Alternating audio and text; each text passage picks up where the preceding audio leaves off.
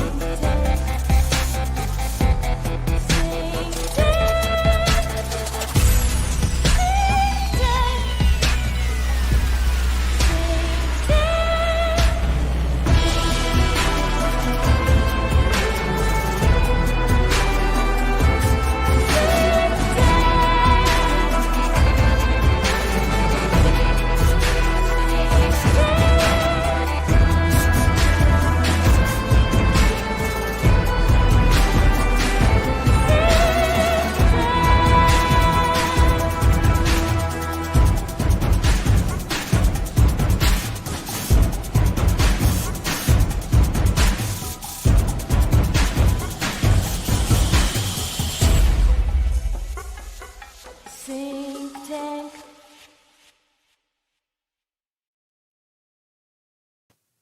How's it going? So we're here with my Slavic blood brother, Lev Polyakov. You guys have probably seen some of his work before. I hope you have. He's one of my favorite YouTubers. I don't have a lot of time for ninnies out there. Like, I get busy. So one of the only shows I'm actually watching, spoiler alert, is Break the Rules. It's his podcast, and one of my favorites. A lot of the episodes are pretty deep in the trenches of political science, philosophy, existentialism, with some pretty heavy hitters. I thought you're doing a great job. I just wanted to bring you on so that we could, pick your noodle a bit as well, and recommend that people, if they don't know you, check out your channel.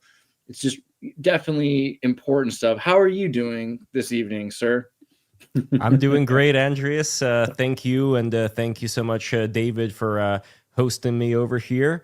It's a tremendous journey that we're all on right now. So I'm just really, really thankful to be alive and to be able to talk with all these really brilliant minds, like the show that's coming up right now that you were scrolling right past there. It's going to be this Thursday with my friend Jason Rezajorjani. I'm very much looking forward to that. That's going to be a great time had by all. We're going to be talking about the situation in Iran. This one over here, Jason Jorjani, Operation Rising Lion. So all of you guys go down, make sure you click the notification thing. And it's not something that I find a lot of people within these various online circles have what Jason has when True. It comes to not really fitting into any particular mold, which has been the goal of Break the Rules from the start, because I see a lot of people getting a good dose of audience capture when it comes to, let's say, somebody like Dave Smith, for instance. If you guys aren't familiar with Dave Smith, he has the podcast Part of the Problem, super libertarian guy. He was a friendly guy. Like, I met him at Skankfest, this comedy festival, back when it was still in Queens at the Creek in the Cave. So it was the Skanks, Legion of Skanks. It was Dave Smith. It was Big J. Okerson. And it was the Puerto Rican rattlesnake, Louis J. Gomez. And they had this comedy festival where they invited people like even Louis C.K. made an appearance. And Tony Hinchcliffe of Kill Tony had segments there as well. And Mark Norman and Brian Redband. Like, a lot of these comedy people that people grew up watching the Joe Rogan verse. And Dave was like super friendly guy, like super nice guy. And he may be like a principled libertarian. And that's good. That's cool. But the problem is that he also has a family to feed. Like, he has kids, he has a wife. And it's very difficult when you're in that position where now you're starting to make money to have somebody like, I know people always hate on me, by the way, for liking Douglas Murray, because Douglas Murray is more of like a centrist guy, and everybody over here, I think, well, everybody in the sphere, as it were, in the very online sphere, I think that they're so disenchanted with anybody who is a centrist. They see them as being these centrist cucks who love Western civilization but don't want to have a dictatorship in order to preserve it.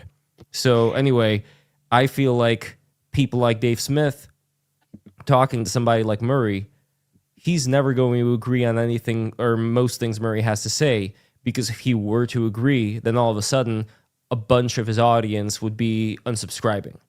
And that's kind of the trap that I see has been growing steadily online, where you're not really allowed to have a dissenting opinion, not because there's big YouTube, not because there's some, studio heads that are forcing you to keep quiet, but because your audience does not want to hear that. So you're not going to be talking about that.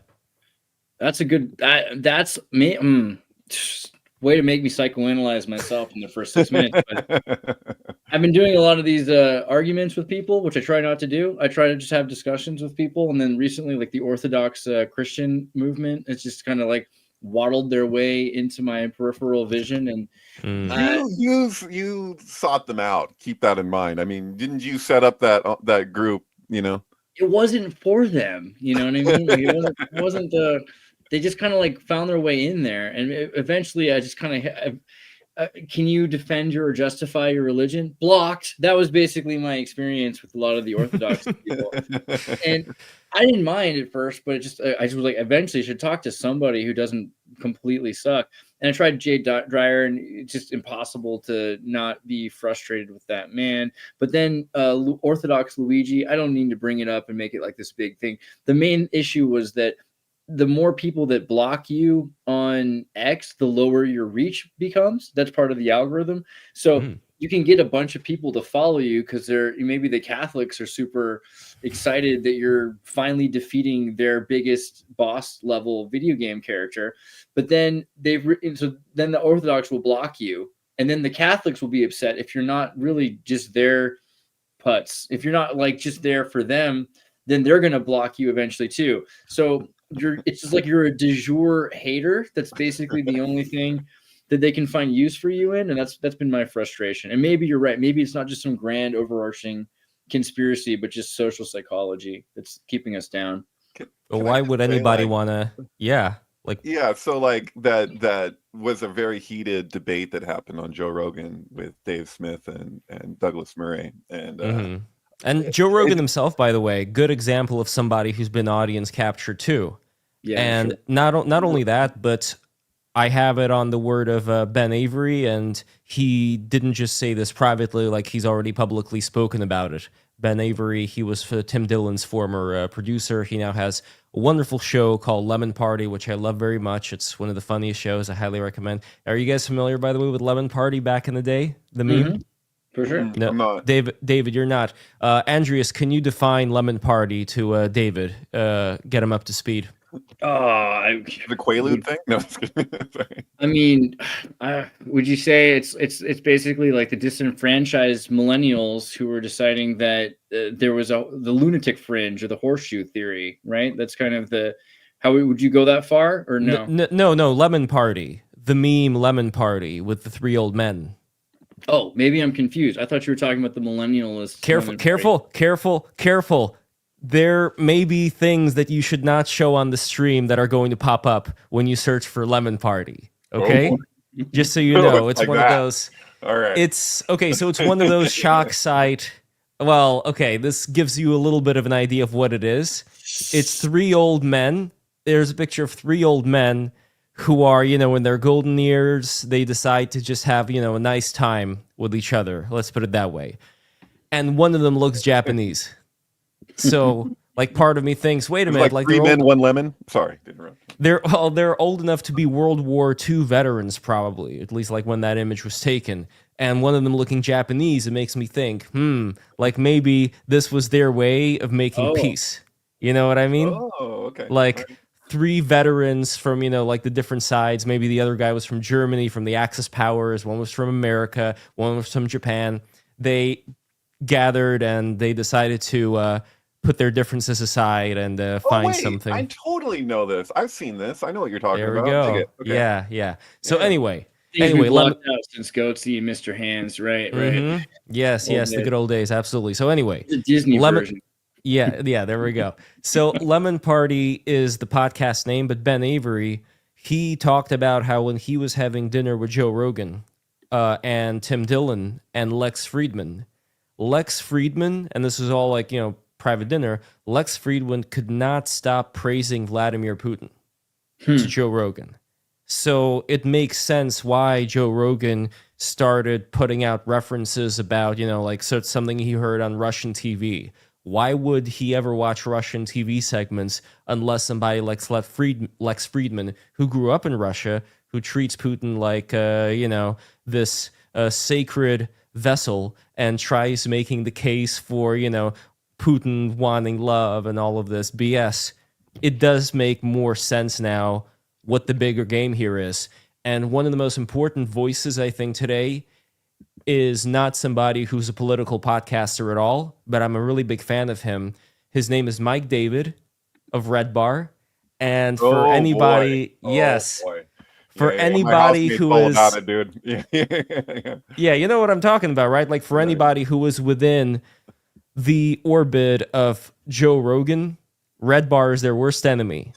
And unfortunately, what happens is after you start watching Red Bar, you can never go back and watch like Joe Rogan universe people anymore, because all of a sudden you're starting to see like the ego and all of these things playing out. And you disagree, maybe, David? Well, I mean, the way that my housemate, he's all about it, Red Bar and the whole deal. But I mean, we would say the same thing about Joe Rogan, I think, generally, which is that he does have great guests on, and there's a variety of people from different places. Like as far as like most podcasts go, like there's a reason why it's such a successful podcast. One of the biggest is just that you have generally up to 3 hours, and you really get a sense of a person from that. Whatever you think of Joe Rogan ultimately kind of becomes irrelevant to, like, it would be a genetic fallacy to say, oh, it's Joe Rogan, therefore when like he just had Bernie Sanders on, who cut it an hour short, by the way, when it started to get, he got kind of put on the spot,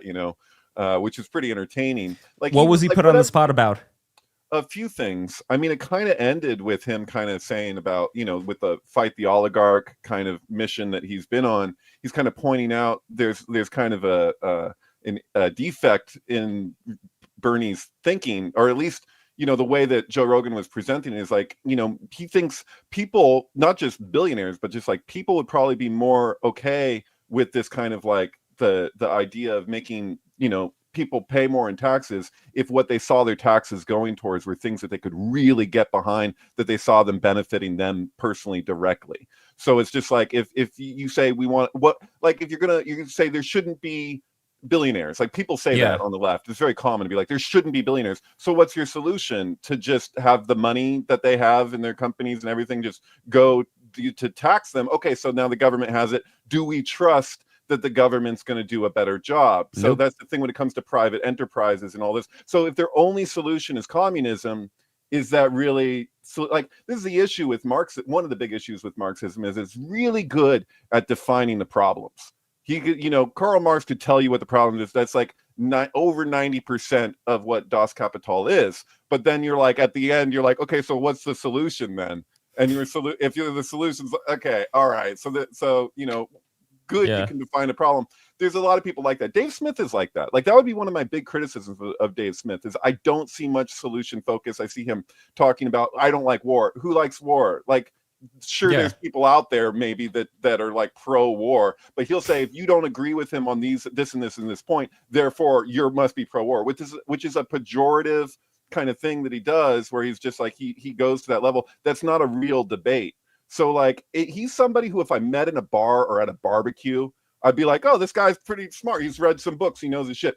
The complaint that Douglas Murray was making was, does he really deserve this big of a platform and this amount of attention with what he's coming with? He's not the Walter Cronkite, not that he's a good example even, but you know what I mean? Like, as far as journalism goes, and like, that is a real question. Like, have you been, like, people making fun of that kind of reminds me of like in like Idiocracy, where it's like that guy talks and everyone thinks that he's got this, like, they hear his accent and they're like, they see it as snobbery, or like that he's, whatever. It's like, dude, he's English, dude. That's just how they sound, bro. Like, if you've been to and if you had been to England, you'd know that they all talk that way, and you can see it as pretentious, but that's just how the dude talks. Like, if you like I don't know, man. Like, I think that there's something to be said for our lack of like real journalism, or what passes for real journalism, and Douglas Murray, he's not perfect either, but he did have some valid criticisms, and they weren't that extreme, as far as like what,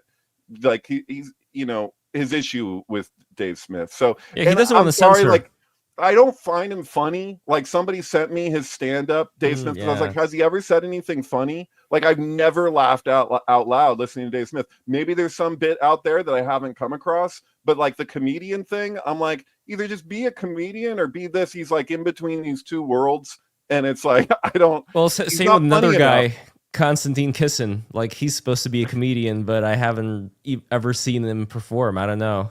Yeah. Well, I wouldn't want to be in Dave Smith's position. Like, I like my level of like this like fringe kind of podcast thing that we have here. I don't want to be in his position. I don't think I've earned anything like that. I've never been to Gaza. Excuse me. Like, I mean, I have my own ideas and my own assessments, my own opinions, but do I want to present them like the ultimate authority on the matter? I'm still learning all the time. I've been looking at the situation in Gaza since like 2007. I used to be more opinionated in 2008 than I am now in certain ways, because I thought I knew a lot of things. So when I see people jumping into this subject matter, and I'm like, I see myself in them so long ago, and maybe that sounds arrogant or something, but like, I'm not relating to it the same way that I used to, and I try to have the humility to know that I still have more to learn. Like, it's just, that's how it should be in my view. And Dave Smith, that's a pretty high level now, but then imagine somebody like Rogan, to the point I was making with Red Bar.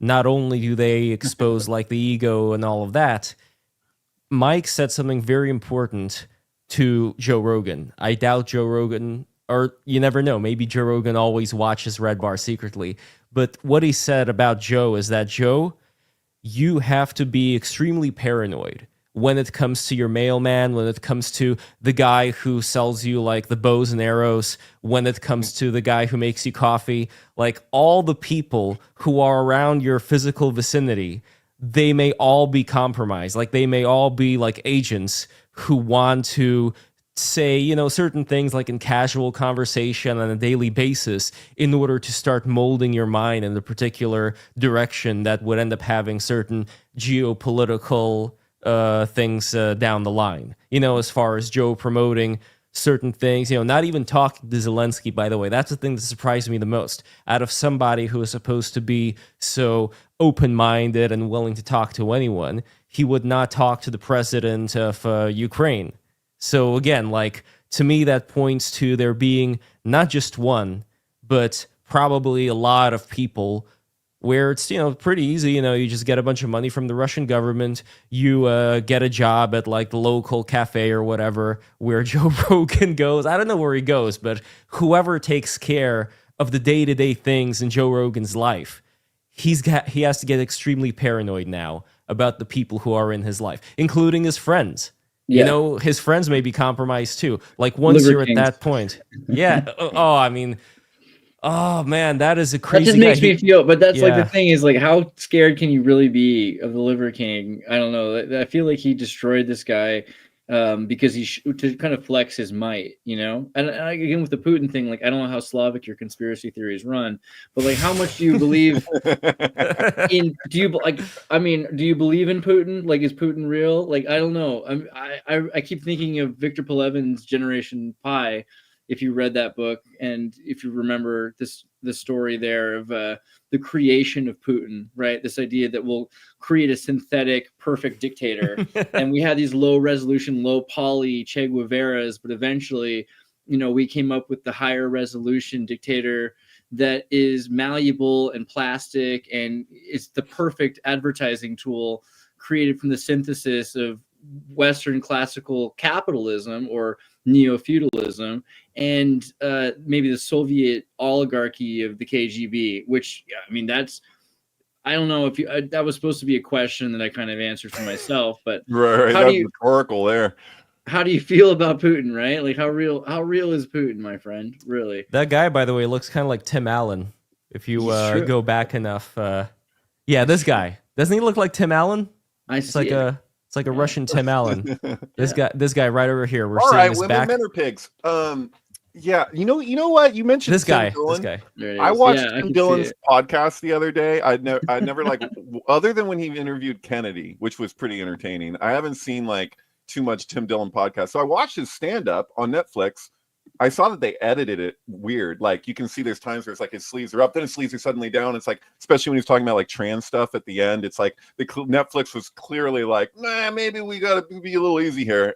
Yeah. But I laughed a lot harder just watching his podcast where he goes off, and I was like, it's kind of sermon like. It's like I don't know that many people necessarily who can like just go on like I'm just gonna do a 2 to 3 hour rant or whatever it was. I don't know how long it was, but he's just like ranting, and I laughed several times. I didn't laugh like I laughed one time on a stand-up when he was like imitating RFK Jr. Like it was pretty funny. There's a bomb in the car. He's just like he's a pretty funny guy, but I think he did better when he's not like doing stand-up. Whereas like just tying it back to Dave Smith again, I've never seen anything funny from Dave Smith. Can somebody show me something funny from Dave Smith? Like, is that I can't, because the time live, that he was most hysterical was like outside of Tim Pool's when he was smoking pot with me and I was wearing a kimono. That's basically his funniest moment, and it's not on film. It's not on film. Yeah. Okay. Wait. What was going on there with the Tim Pool show?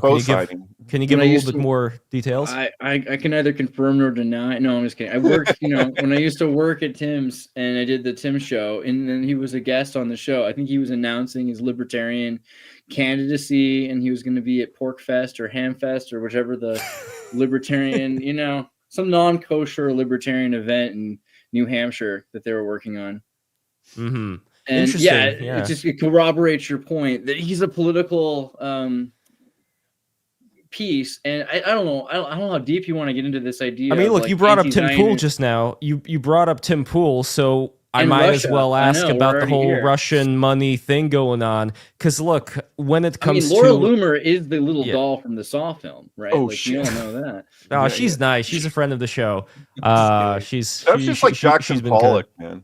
That's the whole thing with Tim Pool with the money. It's like he didn't have to know. It's not like Jackson Pollock knew that he was. It's like Ronald Reagan with Iran Contra. Like, he doesn't have to be privy to that. Somebody has an interest in what somebody's pushing and want like you don't have to know, or like it's not like he was colluding. That's why when during the Russia probe with Trump, like they had that came from Trump's lawyers, right? That it's this word collusion. They had to prove this. If they were just saying connections with Russia or whatever, if Russia had an investment in wanting Trump to be elected, I don't even think that that's debatable. Of course they did, especially back in 2016.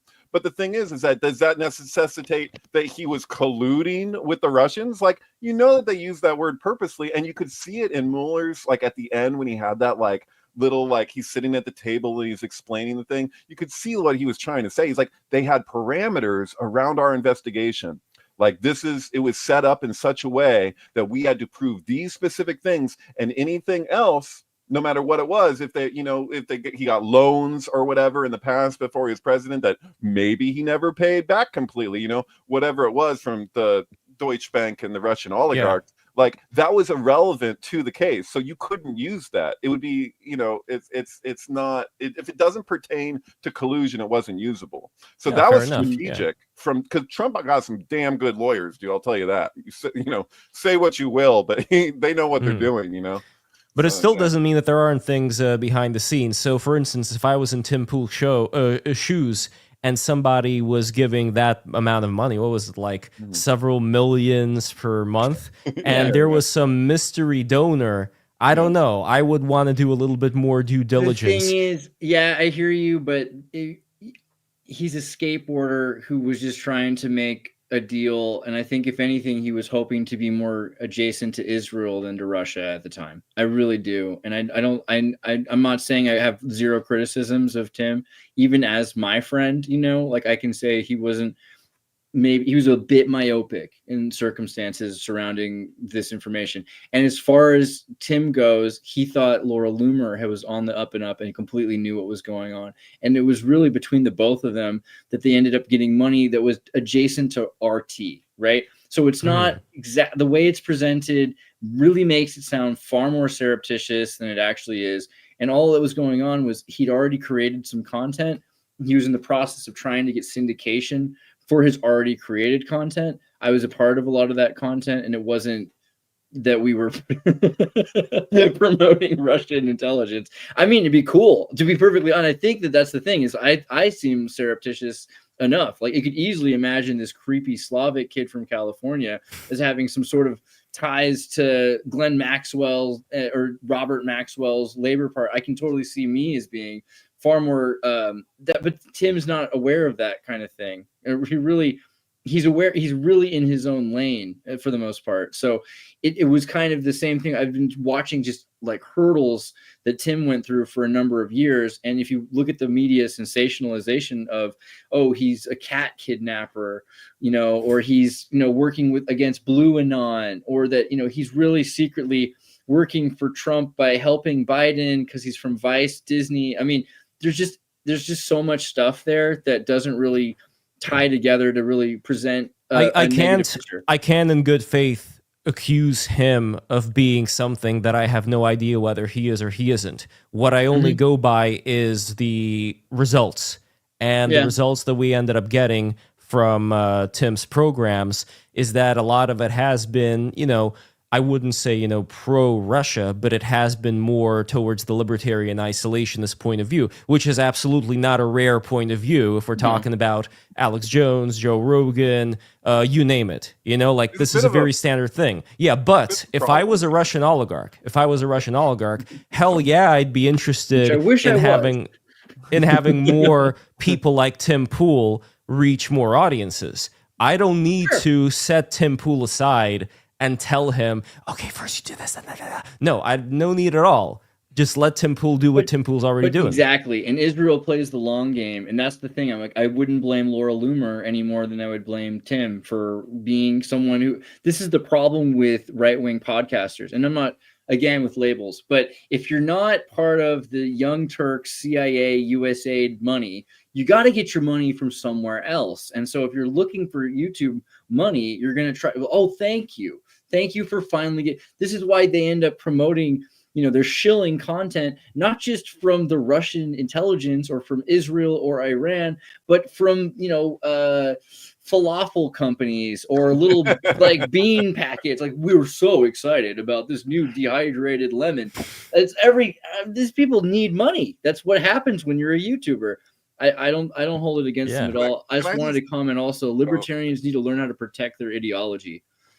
Ideology? Okay. Like, they don't agree on anything. Like, it's like, so that's one of the perks and the negative things at the same time about libertarianism is that they're so contrarian. They talk about infighting. Like, that's the thing. Like, the left is always infighting. You have a protest and the people at the protest will just be arguing with each other around what they're even protesting. No, we're here for this and this and that. I don't know what we're yelling about. You remember it's from the nature of ego, and like that's the thing. It's like I see like what Eckhart Tolle was doing is like the absolute antithesis of what the woke movement really is, because it's just like pointing out the nature of ego and like the dynamics of ego and how like it comes in through the back door, so to speak. Like, you think you're going one way and then it comes back around. You're like, oh, it's just that same. It's Ravana with all the 1,000 heads, where it's just like, you know what I mean? Yeah. So, and then at the same time, like this is this weird conversation about like when we're talking about like Russia and Ukraine, like they're not that different from each other.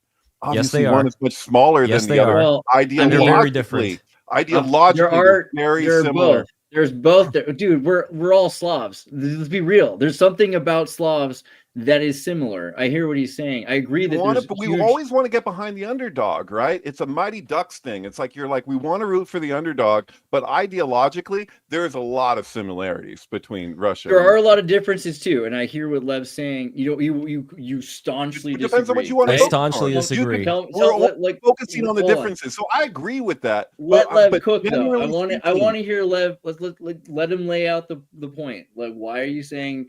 What do you want to say? Okay, so if we're talking about somebody who, I don't know what kind of an example to, maybe like, let's say somebody's a zombie, right? And then compare somebody who's a zombie to somebody whose, like left arm started getting zombified, and that arm requires treatment in order for the zombification to decrease and eventually fade away.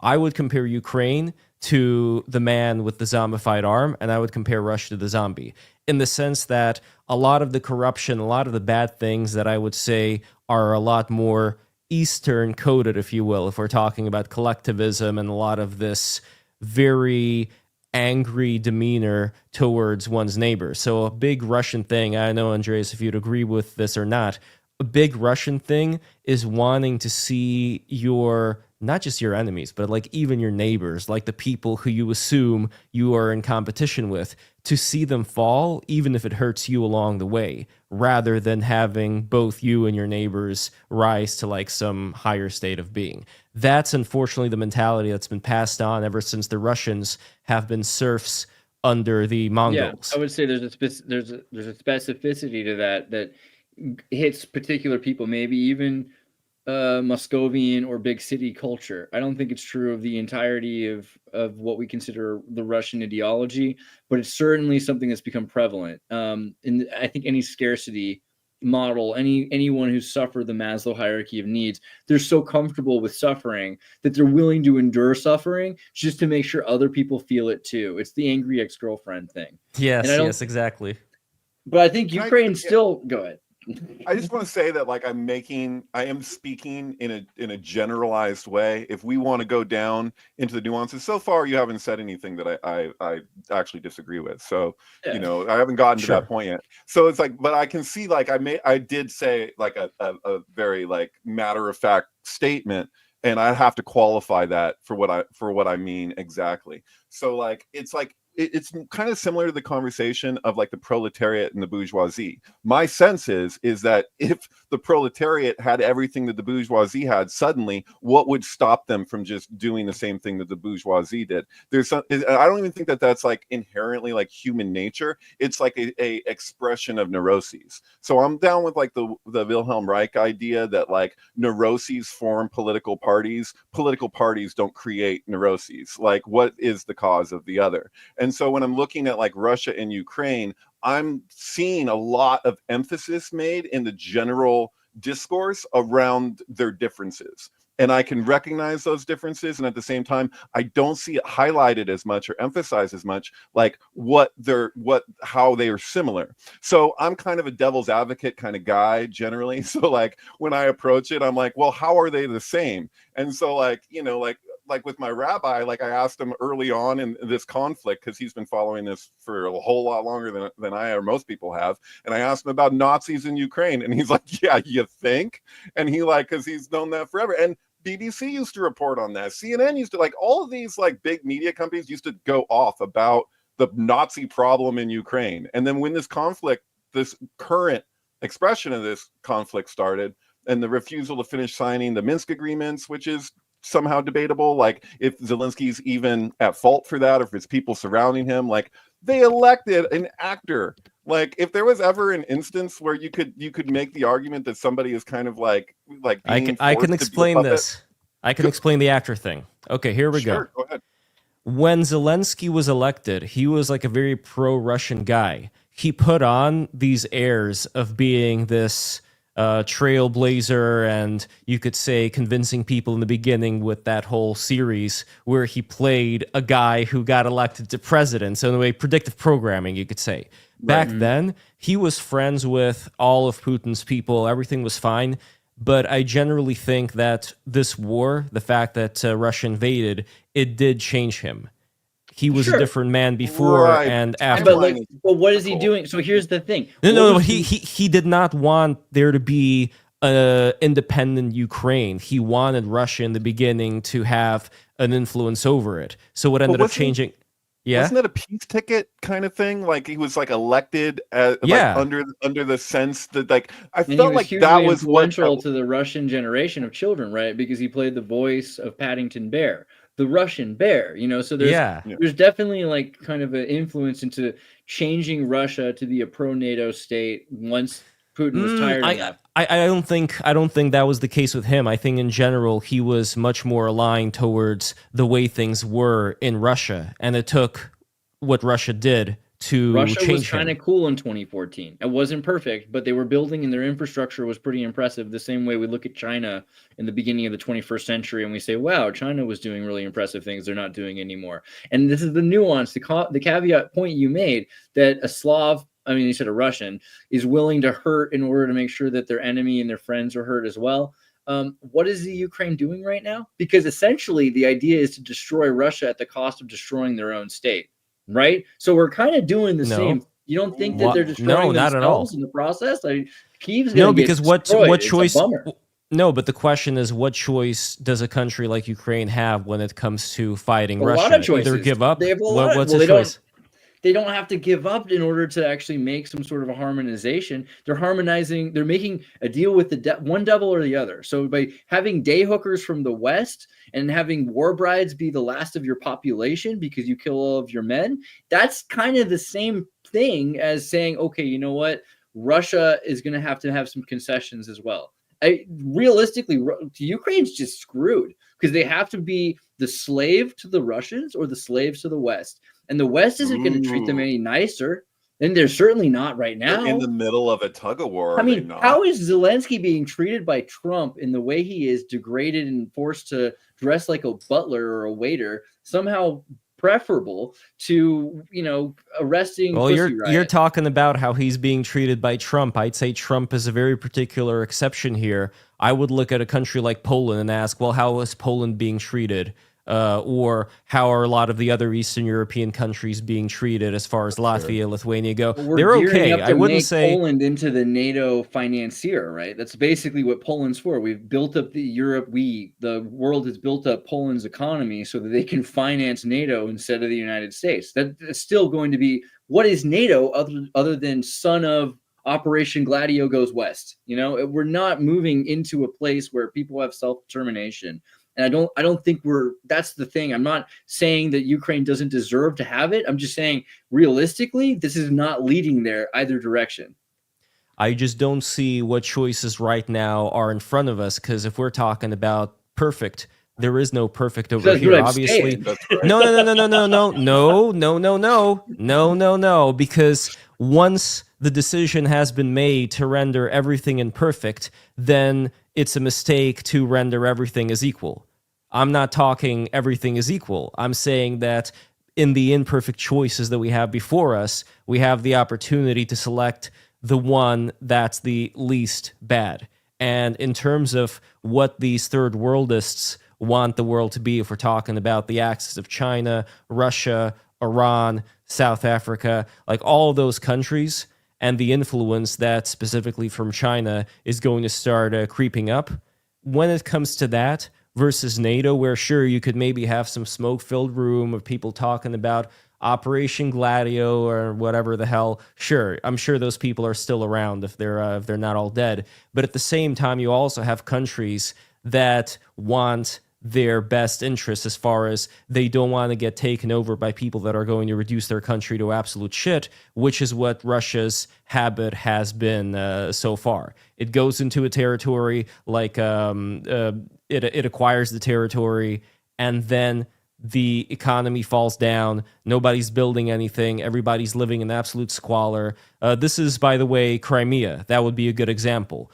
The way Crimea is operating right now is just in this complete abject poverty. Everything. I miss Kazantip as much as the next guy. I wish that we could have had back our Crimea Burning Man and everything would have been fine.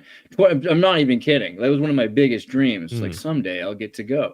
But you see what I'm talking about, right? I do, but I also think you see what I'm saying, that if Zelenskyy had literally submitted to Putin at the very beginning of the conflict, that Ukraine would have retained more sovereignty, more territory than they ended up getting and what they're going to have today. You don't think so? Not at all, because the entire plan was from 2014, if not earlier, as far as expanding into Ukraine. So if we're talking, but back then Zelenskyy was not in charge, so I don't know what we're talking about Zelenskyy. But if we're talking about Russia going into Crimea and then expanding outwards, every single time, the conversation is, well, give them a chance. Well, they lied one time. Well, they lied two times. They're not going to lie the third time. This is where they're going to stop and they're going to go no further. I really doubt that that is the case. I think that Russia has no choice but to keep going. If they don't keep going, the people are going to start thinking about, wait a minute, we don't have running water. What's going on here? Why is this guy in charge? And then the people are going to depose Putin. If not the people, then the intelligentsia, like the top ranking people in Putin's inner circle, then they're going to depose the bastard. Right now, though, since it's wartime, the people actually support what Russia's doing in terms of expansion. That keeps their mind focused on war and blood and sacrifice, and not on the fact that their medical system is in complete chaos and that they don't have running water and that they have outhouses rather than actually having running toilets, except for like the main cities like Moscow, Petersburg, and also a place like Grozny, and also, the Vladivostok, place like that. But I mean, again, we can go back. If we want to, we could also. I mean, the thing is, no one wants to talk about Poroshenko and what he did to harmonize the Ukraine to be a NATO state that could be used for violent purposes. Not that the people of Ukraine really knew or had much complicity in what was happening, but everything that they pushed about biolabs and weapons and the nuclear conflict, I think, is probably during the Poroshenko period. You don't think that this was a major influence to why Putin was? There's no justification whatsoever in his fear of radical. No, you don't think so? None whatsoever. The biolabs were completely open for anybody, including all of the Russian officials, to go and inspect. There was no problem at all with those biolabs. The entire thing, I think, again, when people in the West think of biolabs, all of a sudden they're thinking of, Fauci and China and all the horrible shit that went down there, then thinking of Plum Island, for instance, which allegedly was the creation of these damn things that now we have to live with. I wish, by the way, somebody would create some kind of a, against the text. But anyway, point being is that these things, I think that they tend to get a little bit too romantic. We're not looking at actually like what the real deals look like. For example, in Turkey, there was this peace agreement, so-called, that Russia proposed, which was a complete dismantling of Ukraine's entire military. They left maybe like 2,000 or something people, I don't know, just like an incredibly small number of people, pretty much no military at all, and then Russia pinky swears that they're not going to go any further after you guys don't have a military to defend yourself with. So it's like, what are we even talking about here? Hey, did you ever see the Oliver Stone documentary where he goes to Russia not that long ago and sits down with Putin and they watch Dr. Strangelove together, and what Putin had to say about Dr. Strangelove afterwards? Have you ever seen that? What did he say about Dr. Strangelove? They watch the bombs drop at the end, and Putin is like basically like acknowledges that that this isn't that far removed from the reality of where things could potentially go, Well, and he also he'd say describes that. like how much things have changed since then, because things were changed militaristically based on what that movie actually exposed, because that movie came from a book called Red Alert. Originally it wasn't planned to be a comedy. It became a comedy because Peter Sellers was in it and he was just so damn funny. When they started filming, they're just like, oh, screw it, we'll make it a comedy, which is the opposite of what happened with Eyes Wide Shut, which started out, it was going to be a comedy when it was first conceived, and then it ended up being a serious movie. But no, I don't know. It's the reason why I'm bringing it up is just because to see the difference not that long ago with what U.S. relations were, that Oliver Stone could sit there with Putin, like a film director from the United States, and just like watch something like that and film them watching it and have that conversation.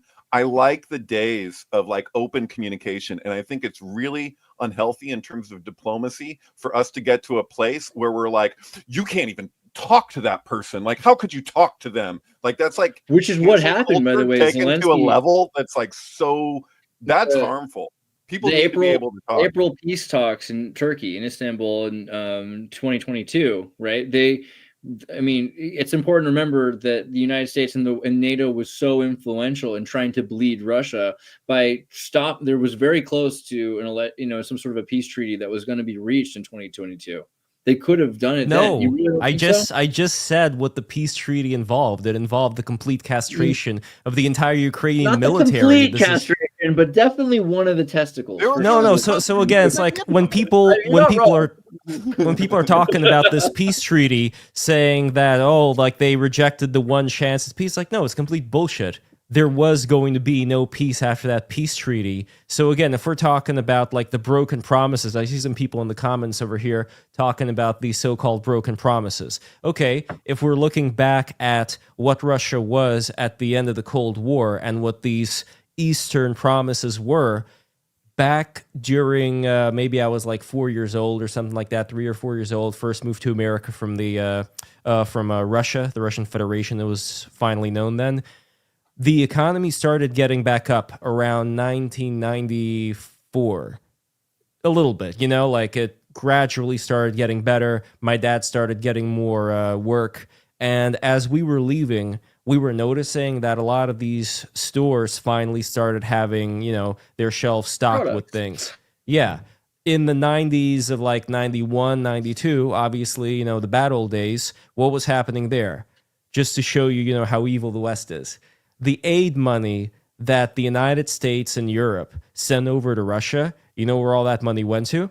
All of that money went to Putin so that he can use the aid money to buy cocaine, which he then sold to his oligarch friends when he was working as deputy mayor in St. Petersburg. And it's all in that movie. Everyone needs to watch Generation Pie, bro. There's so much. Yes, cocaine in no, this absolutely. movie. It's crazy.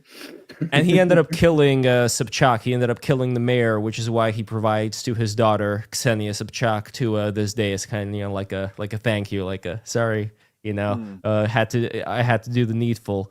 But anyway, the point here is that these promises were based on a Russia that was an unknown factor as far as which direction it would go.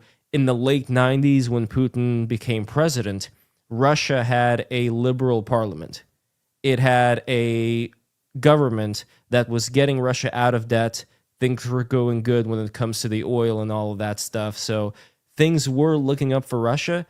We didn't know what direction it was going to go into. By we, I mean like the United States and NATO and all of that. Of cocaine, yeah, nice. And then when we're talking about the conquering that Russia did, if we're talking about Yeltsin and New Transnistria, and then if we're talking about later on with Putin, 2008, going to Southern Ossetia, this was same thing that happened in Ukraine, where, yeah, sure, you had like George Bush talking about how it would be nice if like Georgia became a member of NATO, but it wasn't up to George. It was going to be up to the rest of NATO to decide, and they did not bring it into NATO. And what Putin ended up doing was he brought in saboteurs into Southern Ossetia in order to stir up the things that were stirred up, and then we got this whole thing. So again, this is a common pattern with this guy. To me, though, that just says that it sucked because like Putin went to Bill Clinton, and Bill Clinton had to ask his boss, probably George H.W. Bush, if he could join NATO, and he comes back and says, sorry, my boss said no. Basically, and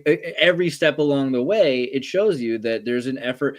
I hate saying this, but it almost legitimizes, at least maybe not Putin, but Russia's paranoia of that they're going to need to defend themselves, because every single state that's ever been in the way of the Western hegemony is crushed, and crushed in really fantastically interesting ways. Mission Impossible stuff, where you've got secret agents in rubber masks falling out of planes into Chernobyl, kidnapping people and taking over their lives. I mean, really weird stuff that the West does to control these countries. And cocaine, especially, like I think a big part of the fall of the Soviet Union, the defeat of the Soviet Union by the CIA was because of the analog Bitcoin that is cocaine. That's what is it? Confessions of an Economic Hitman.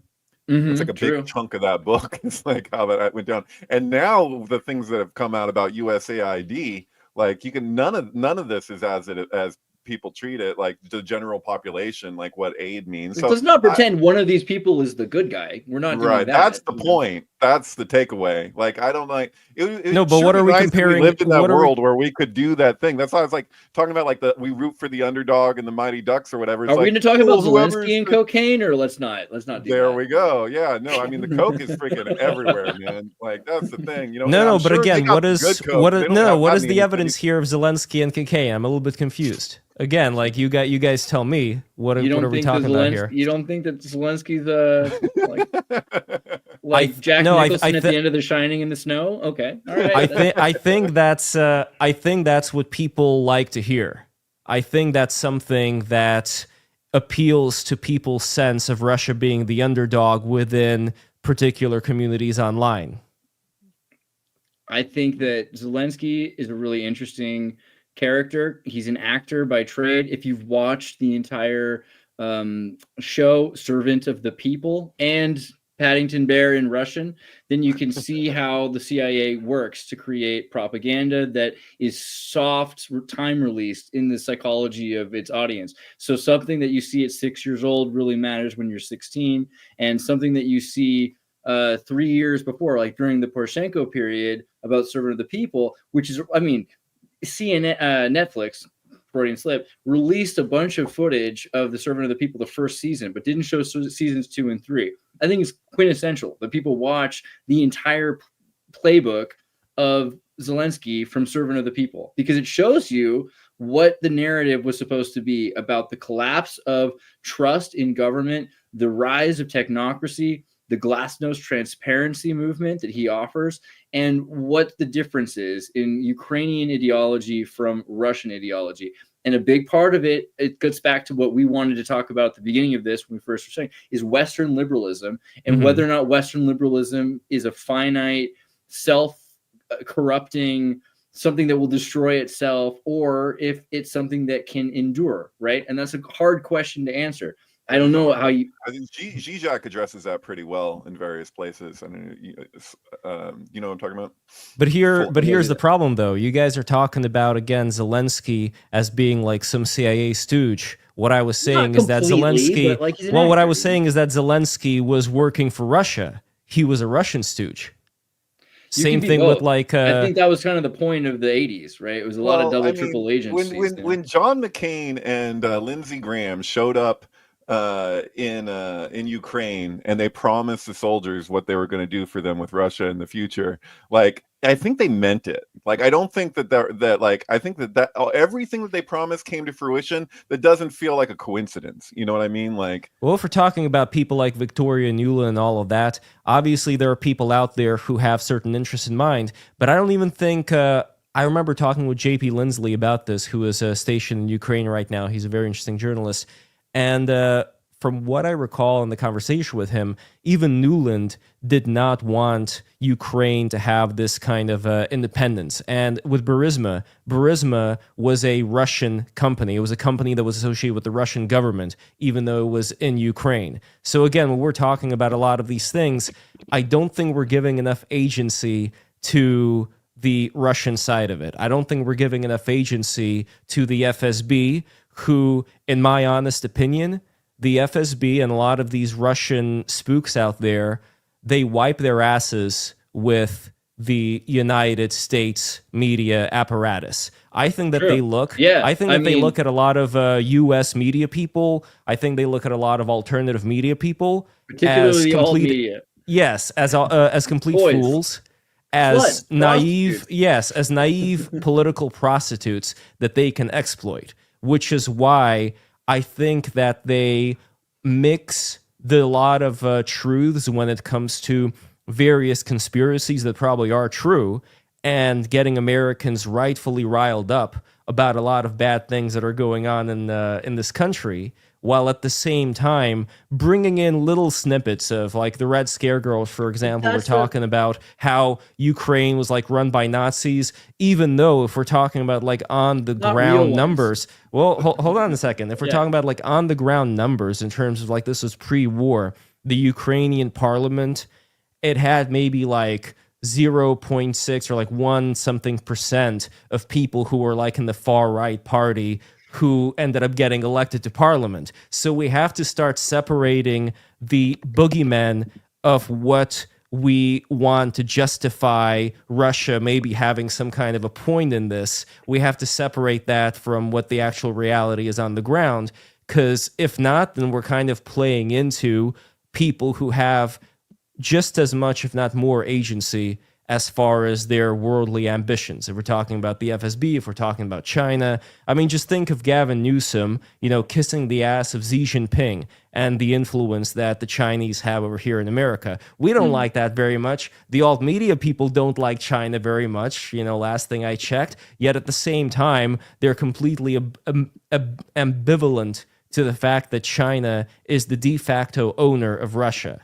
And Russia is the prostitute of China, and whatever territory Russia ends up conquering is de facto Chinese territory over time. A couple nuances here. I think the Ukrainians are about as Nazi as these girls are Star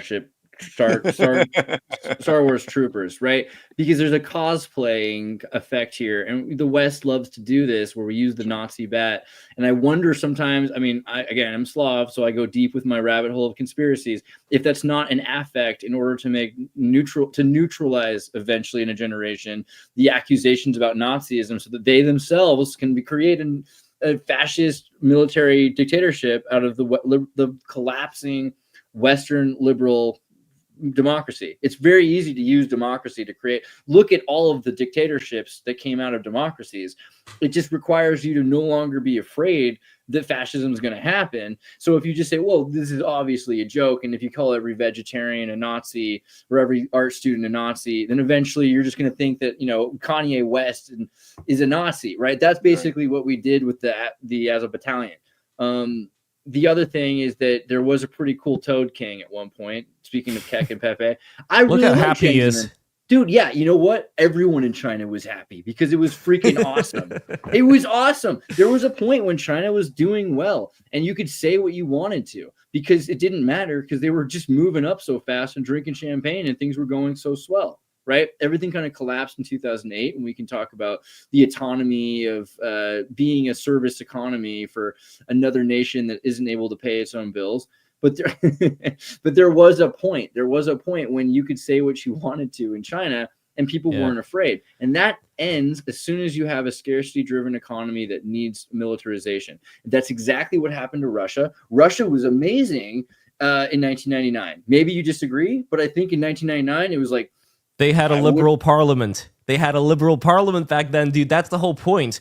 They did not have the government system just like China, which is based on totalitarianism. That's the system that rose with Xi Jinping. That's the system that rose with Vladimir Putin acquiring power. It was not the case in the late 90s. So if Russia would have, my bet, if Russia would have continued going in this same trajectory in the early 2000s as far as having like this liberal government, I don't think there would have been a problem with Russia becoming a member of NATO. The problem, though, is that we cannot judge things according to, I love this video. Look at the level of freedom that Russia experienced in 1999. It was like a bank. It just opened the door and closed it. But for a while there, you could get in. It was incredible.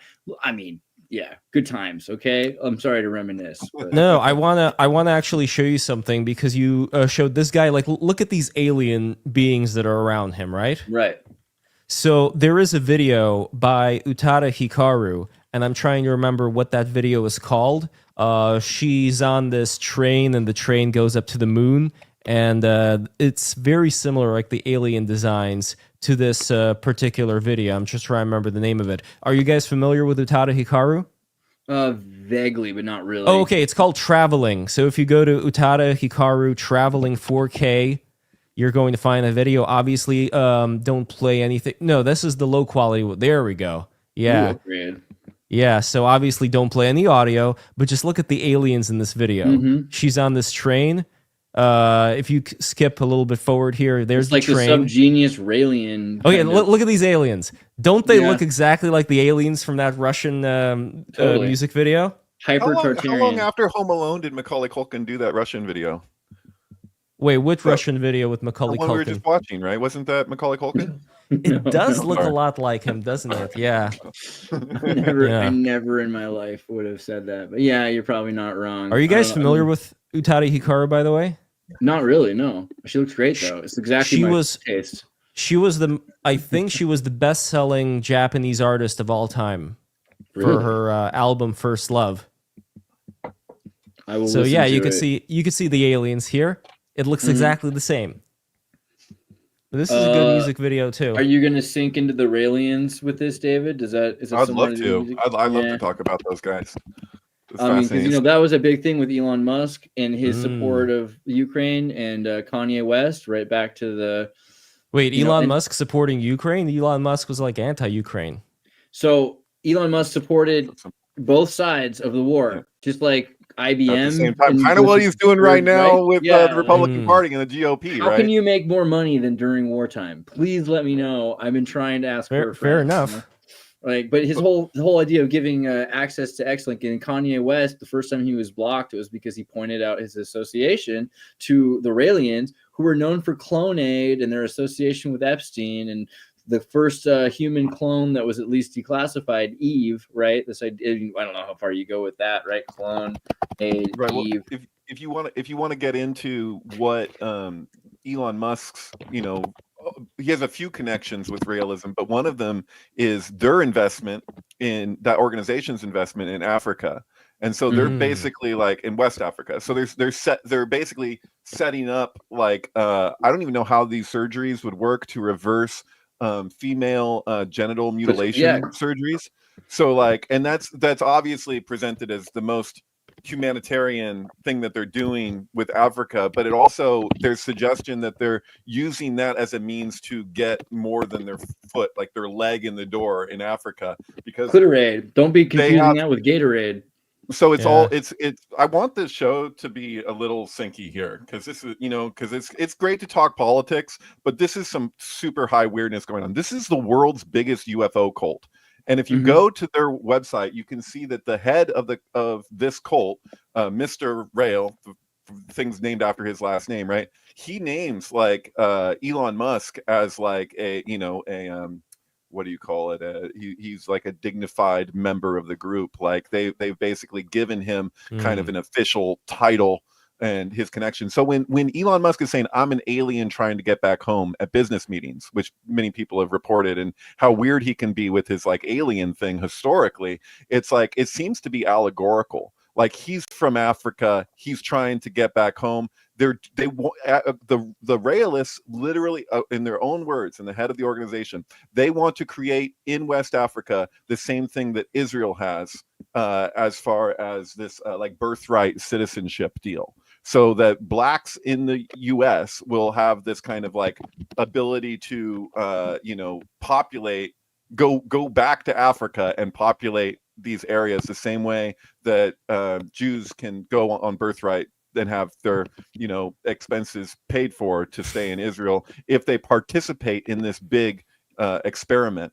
And so it all gets pretty weird. But if you want to know, like, this is the not so secret is that when Kanye West shared the symbol of realism, he got booted banned from Twitter. And so if you look at the way that actually went down is he shares a picture of Elon Musk in his chones, and then he shares that symbol. And Elon Musk responds to the picture of him in his chones. He says, this is all right. Part of realist philosophy is that nudity and all of that is all good, which is, they say that his ideals correspond with their own ideals as far as that's concerned, because we were naked in the garden, right? There's a religious Eden aspect to this whole thing. And so, and then he says, this is not okay in regards to the realism symbol. He just basically, it looks as though that, Kanye, just by showing that symbol, was kind of like giving Elon like a nudge, a nod's as good as a wink to a blind bat. Hey, I know what you're involved with here. And so, and then he's like, he's not going to have it. The media, at no point that I ever saw, did they treat it that this was anything other than about anti-Semitism. Like this, because you obviously have the swastika and the Star of David combined in the realism symbol, and they treated it that's what this was about, which is kind of like, I mean, it feels divisive to put it in those terms. Can you not do any journalistic effort to get to what is actually being said here? That's like I think the criticism that people have with the media in the US is the same criticism that they have with the medical establishment. How do they ever expect to gain public trust if they're not just going to do their due diligence when it comes to these things that everybody already knows for the most part? So it's like, but they could have, I don't know what connections the realists have that they could influence the media in that way, or if there's some bigger agenda at play, but people aren't going to trust when they see them being that disingenuous, or I should just go ahead and say dishonest. But yeah. What do you guys think is going on with Elon Musk's name of Elon and that sci-fi book that was written by Werner von Braun, where the leader of Mars was officially titled as Elon?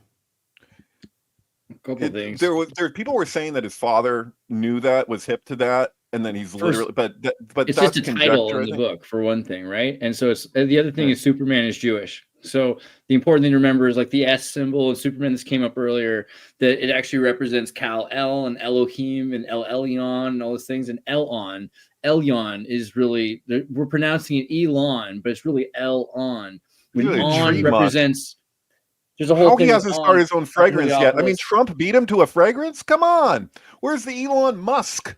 Like, it just seems like such an obvious that's the real marketing question. thing. I don't know what we're missing here.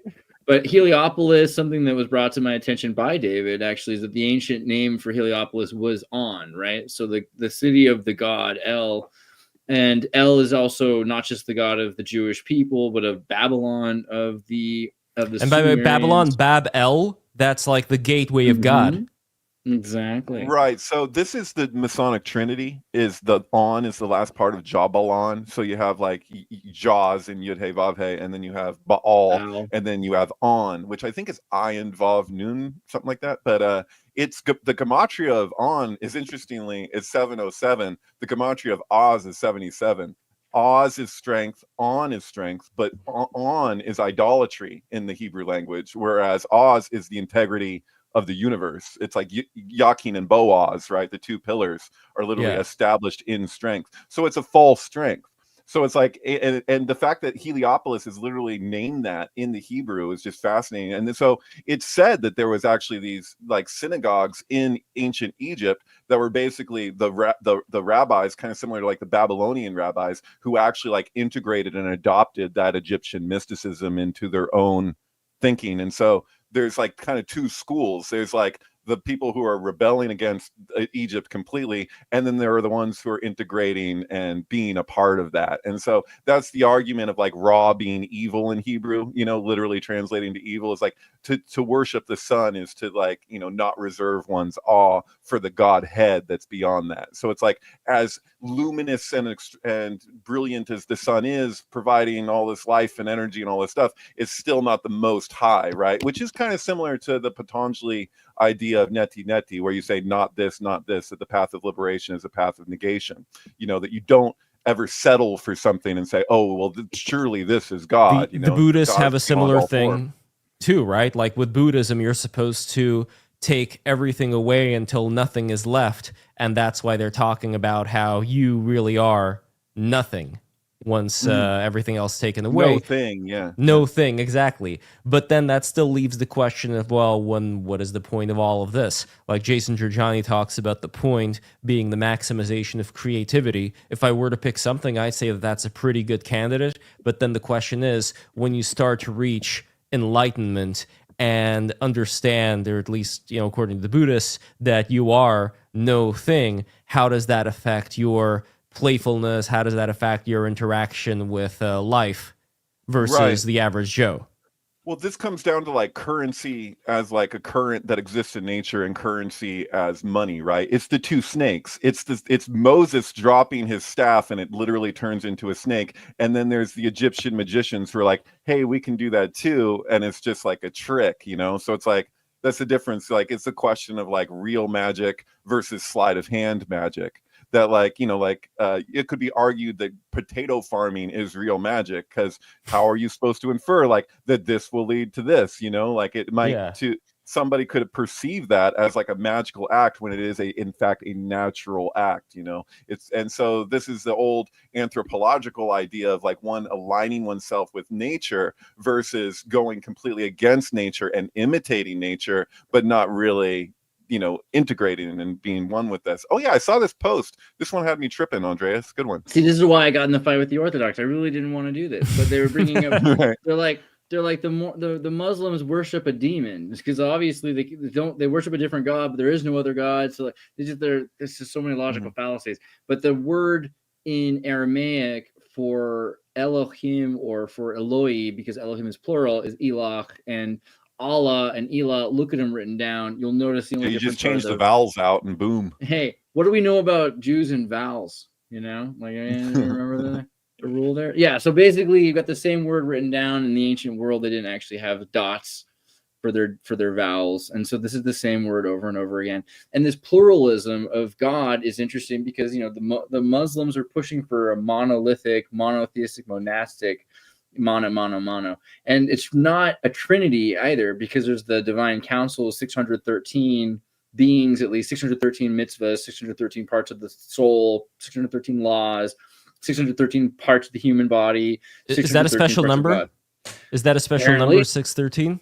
Apparently, all right. It's from the Sefer bin Yetzirah, right? I mean, tell me, David, you're more versed in. You're saying the Sefer Yetzirah? You're saying the significance of that? It's right. Yes. Found in there? The number 613 is the number of laws for Jews.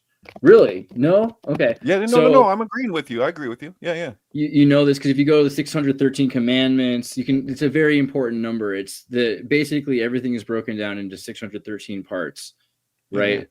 So there's the divine council, Psalm 82, ye are gods. Jesus says in Romans, ye are gods, right? Like it's this whole thing because gods are different than the source that is the Ein Sof, which we got talking about at the beginning there. There's the no thing, and out of the no thing comes the divine Neoplatonic concepts like numbers and straight lines and curves, which are they're immaterial, and material is mimicking divine law, and divine law I want to say predates, but it exists outside of existence, and existence is something inside of this abstraction. So it's as if that we're living inside of a thought. This is the God thought, and everything that is or could be or isn't or what might not is all happening inside of this kind of mind of God thought.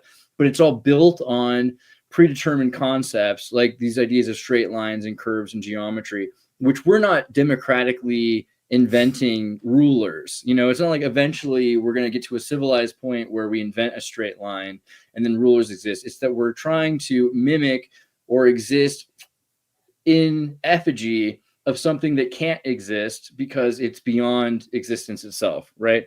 So and it's funny, by the way, you mentioned ruler. Ruler both means something to measure as well as something that rules over something else. Indeed, breaking the rules. There we go. Right. Well, that's the task. And that's almost an impossible task. So, just speaking to what the Jews to be the chosen people has got to be one of the most misunderstood or misrepresented communications I've seen. And I don't know if I almost want to blame, Jews and Christians alike for that attribution, because literally it has everything to do with choice and one's ability to like I was saying, align oneself with what we see working in nature. So the integrity of nature, and we recognize that there's these natural systems, even just to look at a tree, right? That's the significance of the tree of life is it's us. We have the same principle dynamic, same with lightning. It's you have these organic things and we recognize this intelligence in it. How well can we align ourselves with that intelligence? So that's the thing of the name, the tetragrammaton is this is something that we can replicate, but we can only get so close because we have defects, because we're not so evolved to the point that we can actually even ultimately accomplish this as we are currently, the level. So there's a recognition that we're not there yet. That's the fall, right? That's what happens in Eden is it's and if everything was just perfect, it would be static. We would never you need to have that disequilibrium in order to have a development take place, right? So you have to introduce distortion into it, and then that's the meaning of the serpent.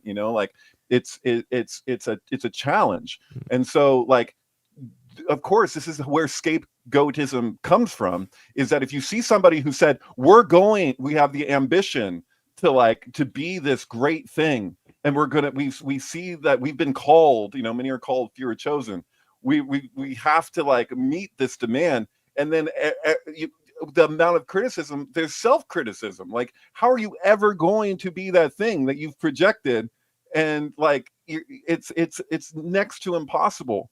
And so you've created a standard for yourself that you can't ultimately, you are incapable of meeting. So like, even when it comes to like, you look at the way that all the orthodox practices are with Judaism, good luck meeting the standard that exists, because it's next to impossible.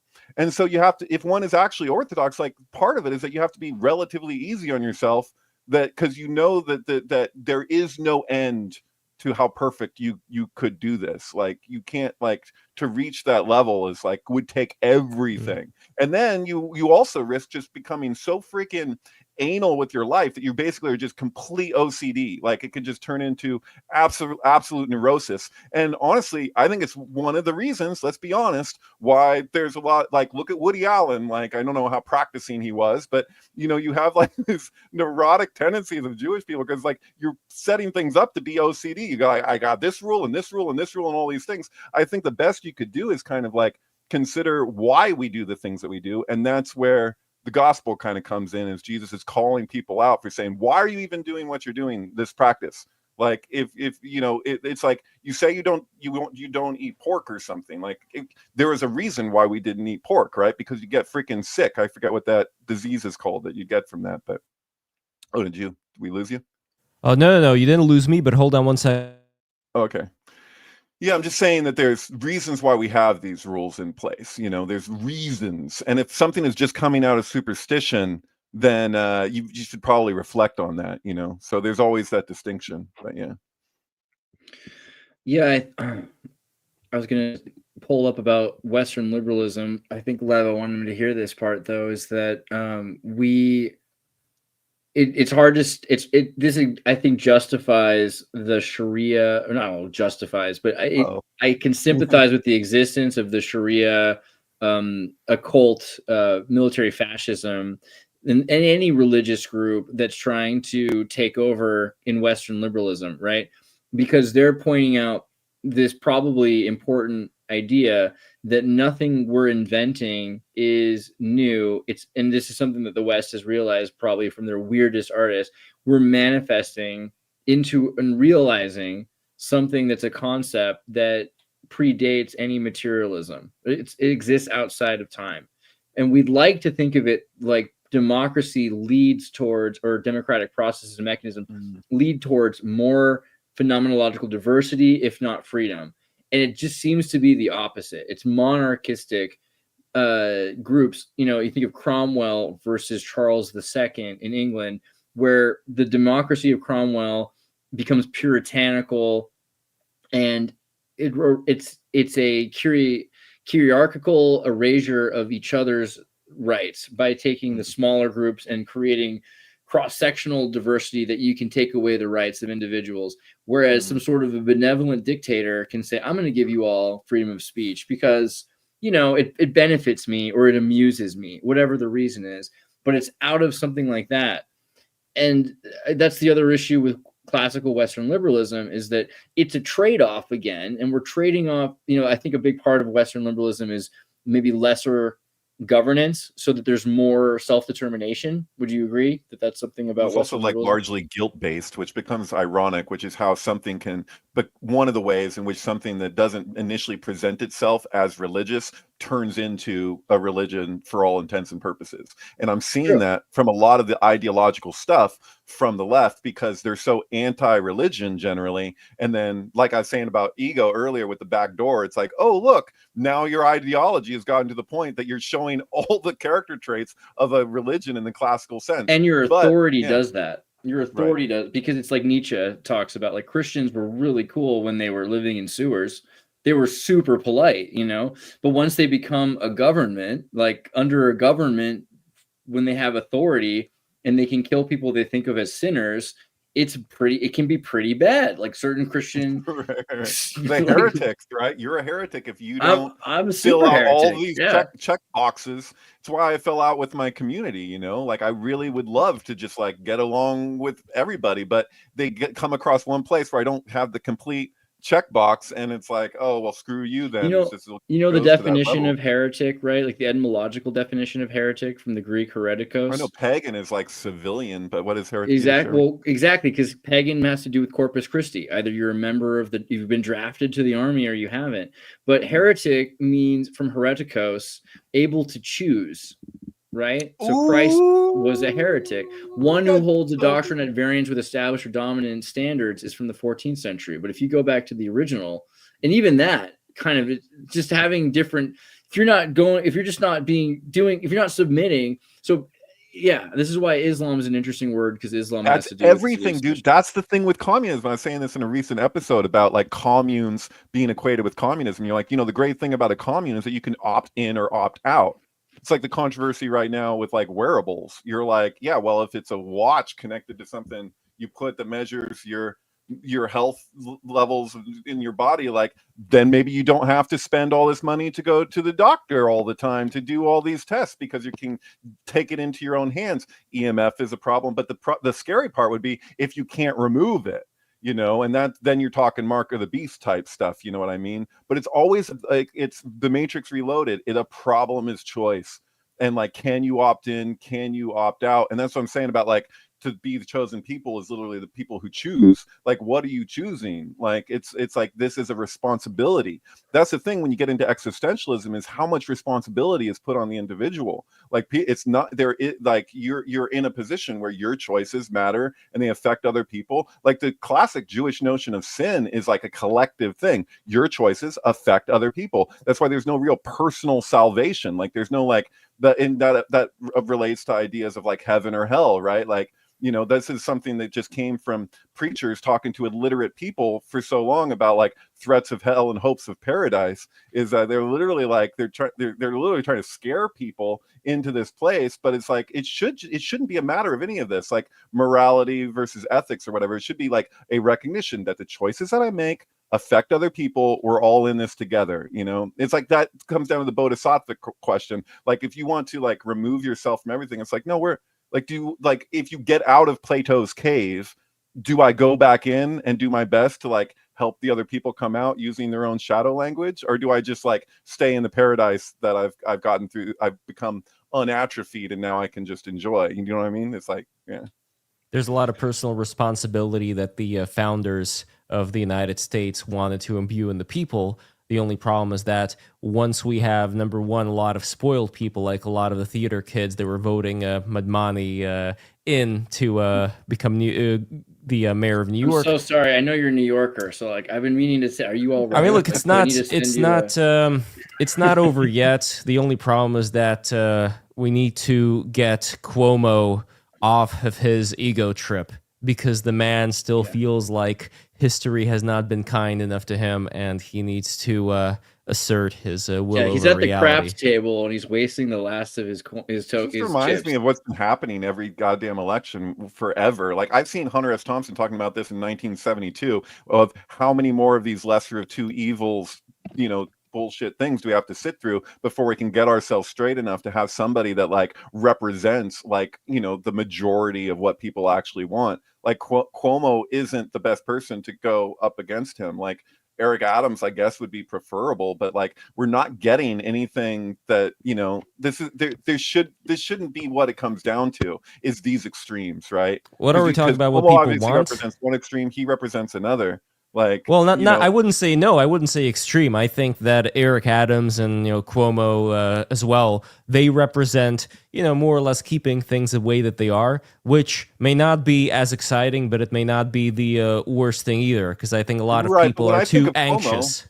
I'm Yeah. thinking of putting elderly people into, with COVID into the Again, he was nursing homes. following the Like, directions of what he thought. Just Again, following these orders. these are just following orders. Yeah. Yeah, but again, these aren't like mustache twirling top hat people. This is You are, like, but it's a like different Charlie thing. Chaplin and Groucho Marxism. I know it's different. Yeah, it's a different situation with people like Cuomo and people like Adams, who is, by the way, a very corrupt guy. But I don't care. I don't give a shit. There was an example of this ballet that my friend was at.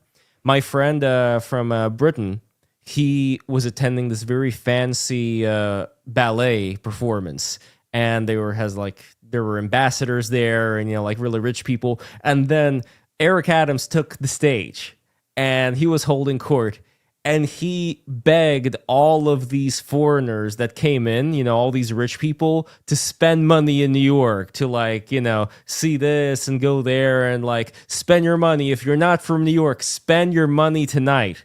Like, he has no shame whatsoever, but he's a really funny guy. So I want him to become mayor.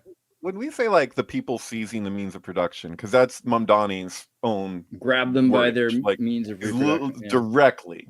This is the thing. Like, when I think of that, historically, I was talking about the real dangers of communism when there is no opting out or opting in. This is everything, and this is what you're stuck with.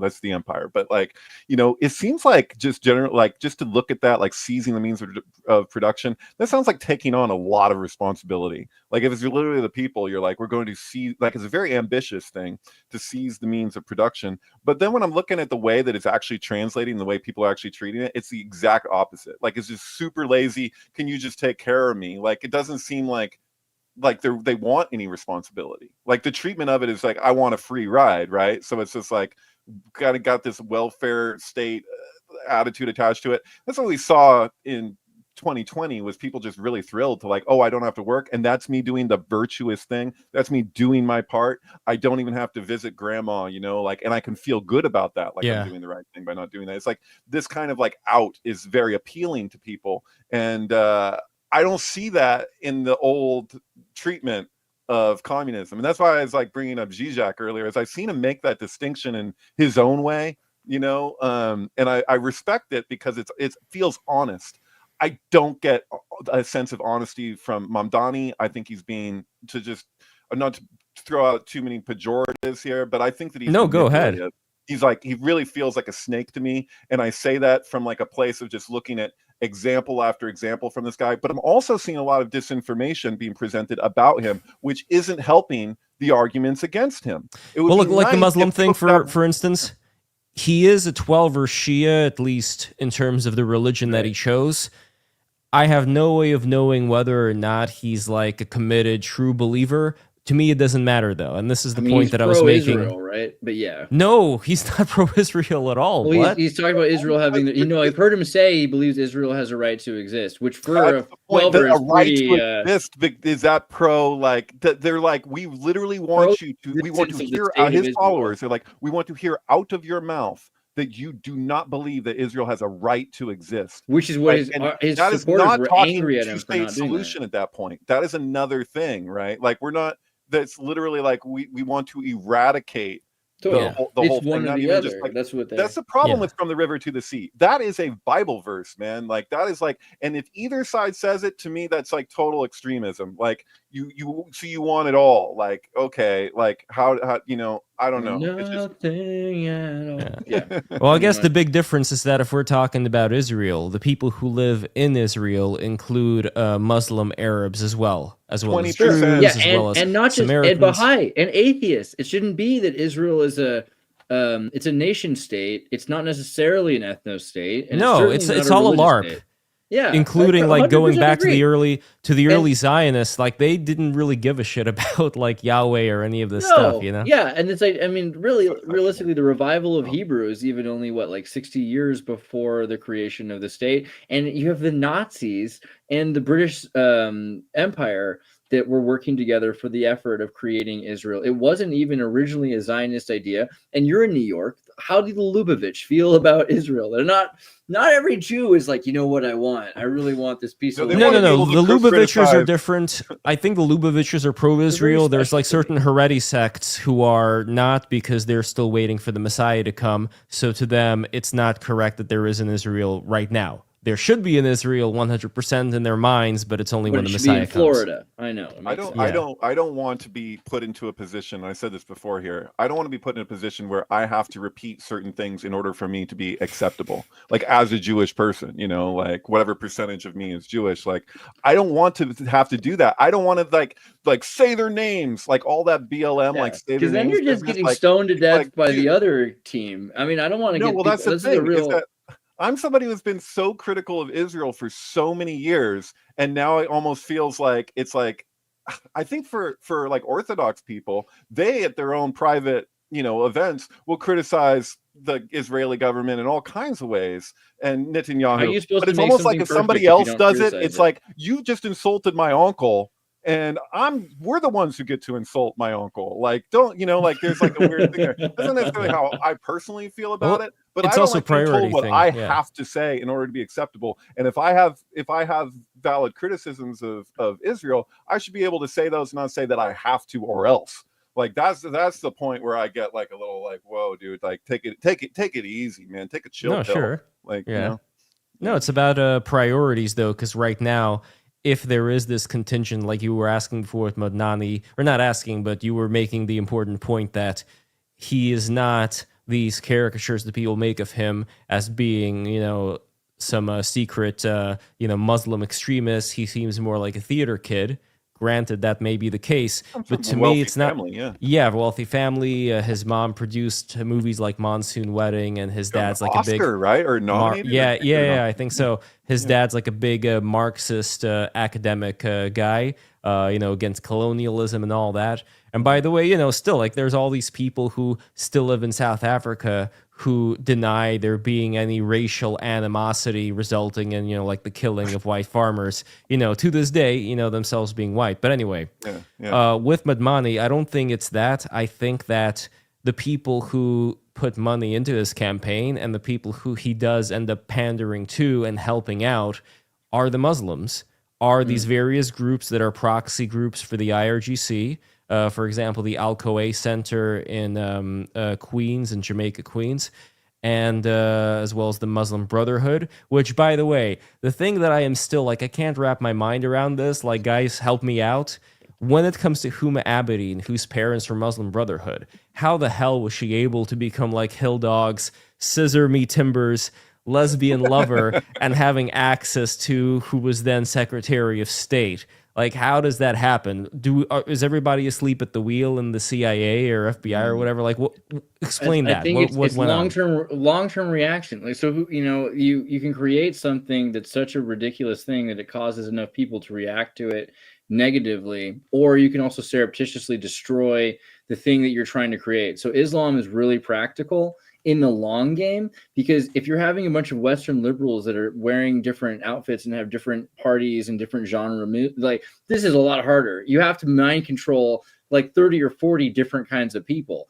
But if you can just get everyone to authoritarianly be beaten down into submission and all become one Lego piece, then in 10 minutes, 20 years, whatever it is, then you can just force, I mean, everyone's turned one direction now because of Islam. So now you can install your CIA dictatorship, democratic, quote unquote, government. It's really the same playbook that we've always had, like Pinochet or Saddam Hussein, but a little bit more nuanced. If you create just a long game, you can actually turn all of these people into fascists. It takes one generation, and it's way quicker because through militant dictatorship, you can force them to do it. Then you just change the thing. Like, now that everyone's that thing, just replace the thing, because they're all one thing now, right?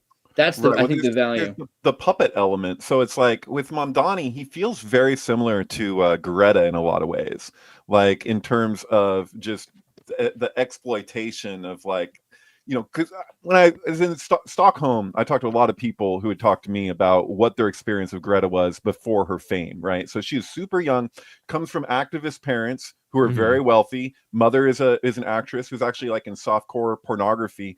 When Greta first came on the scene, you know, and did that "how dare you" thing, it was like Swedes watching that were like, good for her, because if you lived in Stockholm, you saw her often by herself for the longest time, just like at the same location, just protesting every day for her thing. And she really just grinding or doing her type really 5 wanted to be recognized. But if you also, so they're like, good for her. But if you ask any of them, that was my experience. I mean, I'm sure there's Swedes out there who might disagree, but just about all of them would be like, well, do you think she's being exploited? They're like, well, yeah, obviously, like, you know, by people with perverse incentive, surely.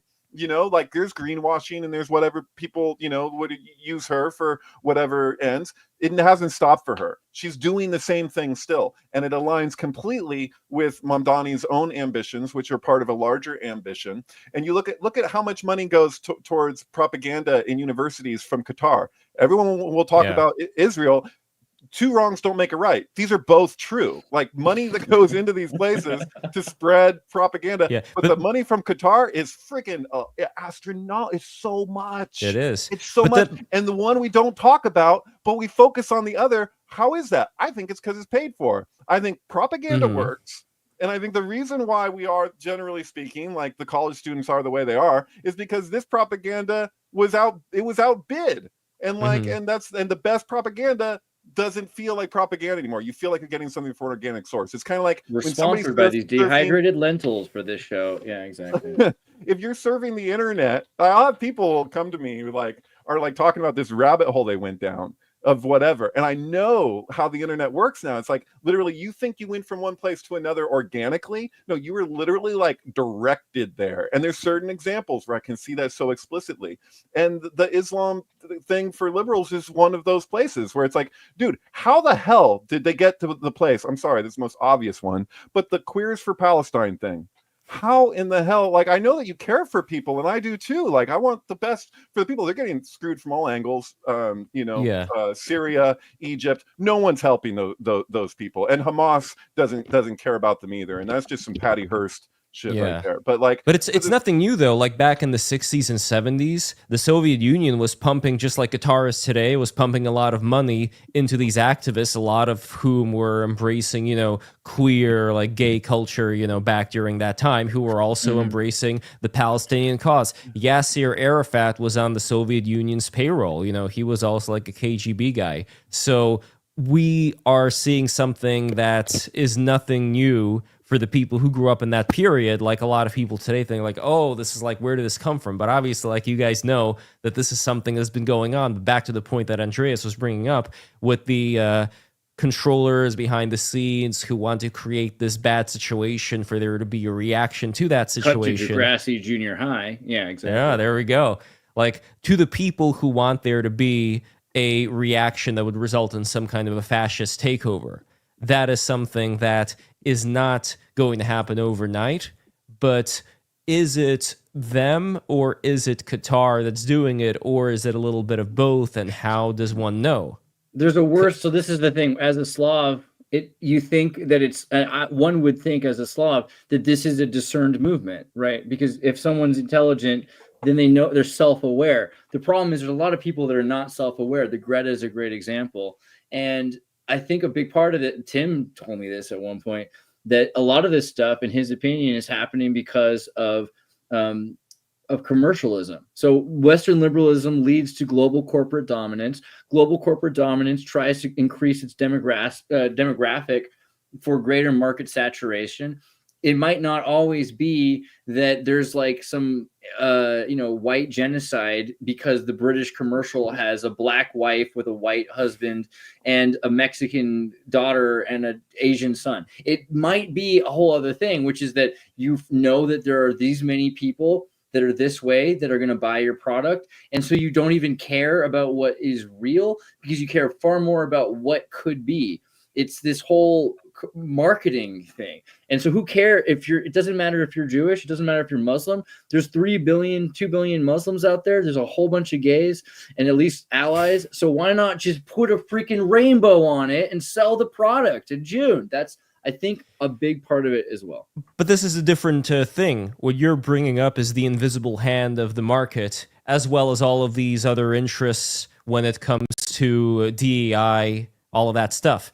We could put that in a particular category. But then what we were talking about earlier with Huma Abedin having this close access to the United States government through Hilldog, what you were saying to that is that would be a chain that want there to be like this expansion of Islam in the West. I can't help but think that that's real. I can't help but think that's real. I don't know if I'm just crazy. But then the question is, if we compare that, okay, if we have that on category A and in category B we have Qatar and its influence, then like, are they working together? Is it competition or like, what's going on? Have you ever read the Song of Roland? Sorry, go ahead. Sorry. What is it? Tell me. Just really quick. So there's a book from like the 12th century. I forget. It's about Spain and it's a poem. It's an epic ballad. Actually, Werner Herzog made a short film of this at one point. But the Song of Roland is about Christians and Muslims that are dealing with the pilgrimage over Templar and Ottoman lands that are controlled in the Pyrenees. And what you find is that you'd think that the Christians would be working against the Muslims.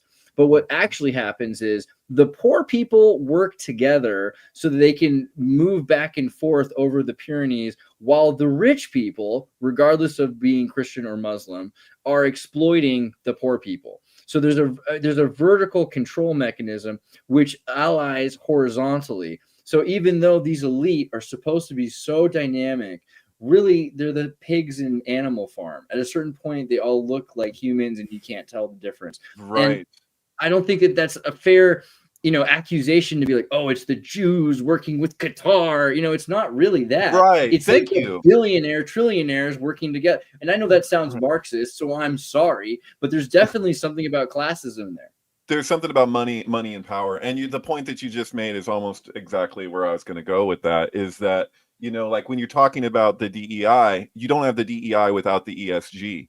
And the ESG, I don't believe, is like, was supposed to work as a safety net should the economy collapse, so that people will be in with the banks, in such an instance, that through compliance. So they've demonstrated that they're aligned with these agendas and whatever. But part of it is just divisive, because they know that out of chaos comes the order that they're after, right? Like powers that be who have this level of influence. And so, like even like when talking about like Greta, I don't even think it's just about this agenda that is one side of the tug of war. I think it's literally, how do we just keep this tug of war going in these particular ways so that we can continue to go about our business and no one's going to do anything about it, be able to organize to do anything about it. Because they found in the 60s that was a real problem, was that people were organizing and the activism was actually directed, where you can see like things that MLK was saying was like, your means and end have to be identical. If this is the end you're trying to reach, your means has to look like that.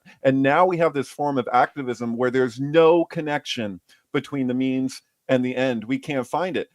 I have an old like 1969 record of Martin Luther King that has the drum major instinct, which is one of my favorite speeches of his. And there's a section of it for about maybe 30-40 seconds that's cut out from the speech. I found it years later, and it's about when he was in a jail and he got talking to the guards. And so for one thing, there's a thing about the jailer, right, where they want the people, they want gangs in place, because the only time that they're worried is when it's really quiet, because there's more inmates than there are guards. And the same thing applies to society, right? But he was talking about how the guards got to talking to him, and he asked them at one point how much money they made. And when the guards told him how much he made, he's like, well, what the hell are you doing? You should be out there marching with us. You're in the same position that we are. Because he was pointing out that it's not as much about racism as we treat it. It's about economics, and like what you were just saying on Andreas, like power and money. Yeah, they go together. And that's part of the manipulation. And that's why I have an issue. One of the big problems I have with Mamdani is this repeated emphasis, I'm sorry, but especially from the left, on race, where they're so fixated on it. I used to totally disagree with Morgan Freeman's thing about Black History Month. Maybe it's because but at one time when I was that kind of liberal, where I had to it was so outrageous to me to say, like, it's like, you just be you, I'll just be me. Who the hell cares? Like, I don't want a month, like, I was like, well, you're certainly an outlier. And now I'm at the place where I'm like, dude, fuck yeah, Morgan Freeman, thank you. Like, it had to be said that David is from California, just so you understand. There you go. Yeah. It happens. Yeah, so there's going to be a particular Californian influence growing up as far as were you by the coast or what part of California? Extremely. Yeah, we're both from Santa Cruz. So do you know where The Lost Boys was filmed with the vampires? That's okay. So America, California, that angle there where it's like the furthest west, we're literally as like west as you can physically be. We're at the Finis Terra, the ends of the earth kind of west. The first time that I had a falling out with my community in terms of left and right was while Obama was running his first time, and we would go to an event, sit in a circle, people would talk about what community work that they were doing, and I had just saw who he had picked for his Secretary of Treasury and his Secretary of Defense, and I wasn't happy with either for a variety of reasons. He took the ex-president of the New York branch of the Federal Reserve and was making him into the Secretary of the Treasury, and his defense secretary was like his connection. He had all this war hawk indications. I was like, oh shit, so we're in for war, and we're in for more of this Federal Reserve like the problematic stuff I was seeing economically. And I communicated that to a group of people that I was concerned. And I was literally like ghosted to my face by all these members of my community who were saying that I was a racist, and it all came down to race. And I'm like, I'm not talking about race. I'm talking about a specific thing. This is the first place he hasn't been, who his choice is, like. And I was already concerned because these people wore Doc Martens way early, to be marching in the goose stepping. So that was my first red flag, that it wasn't, and also like that I had shared, like one of the first things I ever shared on Facebook when I first joined Facebook back in the day was a talk that somebody gave in Santa Cruz about Agenda 21 that all checked out, of how this is expressing itself on a local level, despite this originating from this, panel of scientists and Gorbachev, from like what they were predicting about the future of the United States, and how, at this time, California is likely going to be underwater, and how should we, what should we do? And like all that stuff. It was just like, I shared that, and I was like, oh, this is called greenwashing. And like, I'm talking like super early on, what is this, 2006 or something? Yeah. And I was like, this is not looking good for the future of the green movement. And I was like, we're getting hijacked right now. And I'm like, I don't see this as being ultimately a good thing, even then they're using well-intentioned people. And I had people from my community just, screw you, how dare you? Like, it was just so unacceptable. Was this before or after? They loved David so much. David was like a festival guy with the dancing and the Burning Man. Like, honestly, it's crazy how they just tear your shirt and throw you to the dogs if you say one wrong thing. Was this during Al Gore's movie Inconvenient Truth? Was this around that time? That's a little, maybe just after it came out, I think, because that was probably 2002 or something was that movie? Am I wrong? When was Inconvenient Truth? Right. But I mean, early on with an Inconvenient Truth, if you did you're right. It's right then. You're okay. Yeah, if you did your homework, you could see that there was a couple things that we don't know for sure that were presented in the midst of other things that did, like, that there was things that were true and there were things that were not true, and they were kind of all clustered together. And if you pointed out things that weren't true, now you're not with the bandwagon, and you are a heretic. Like, and that was like, it was pretty early on there with an Inconvenient Truth. I was like, I saw the religious aspects because I was raised, my mother was a Jew for Jesus. Like, I was raised super religiously, especially my schooling. And I was like, this has all the character traits of what I was raised with. And I was like, I thought I had escaped that when I got expelled from school in middle school. Hugo Chavez was doing so much in South America with the oil money, and so Occidental Petroleum, which H.W. Bush and Al Gore Sr., his father, had worked on Occidental Petroleum, controlled it, and British Petroleum, all these companies were angling to change the value of oil. By the way, who was Obama's father again from OPEC, the whole thing with the terrorist explosion? There's a lot to the whole oil to beyond petroleum, nuclear energy transition period. And that propaganda was, I think, mainly to dismantle Venezuela's autonomy. I mean, it's not the only thing going on, but I think it was a bigger deal than people really realize. Now, when we're talking about, David, what you mentioned with you being the outlying heretic because you were able to call out certain things that were clustered around the truth. This goes back to our original topic of discussion today when we're talking about how when you have podcasters who start to question something that's taboo to question within their community, all of a sudden they get pounced on because they're not subscribing to the full package. My contention here is that it works both ways. It works both for things that are, the sacred cows of people who are, more like anti-globalist left, if you were, if that's a fair way to talk about your particular circle in California during that time, as well as people who are more in the mystical, reactionary, right-wing adjacent end of things. Because a lot of the dissatisfied people from your left, I think they swung to the right, not by embracing dictatorship and all of that, but I think because they just saw that the left was going so crazy into identity politics, Occupy Wall Street, afterwards being turned into, the emphasis on race and sexuality and all of that, maybe because there was a bit of a fear. But if I were to be a bit of a devil's advocate for people who I could classify for a second as maintainers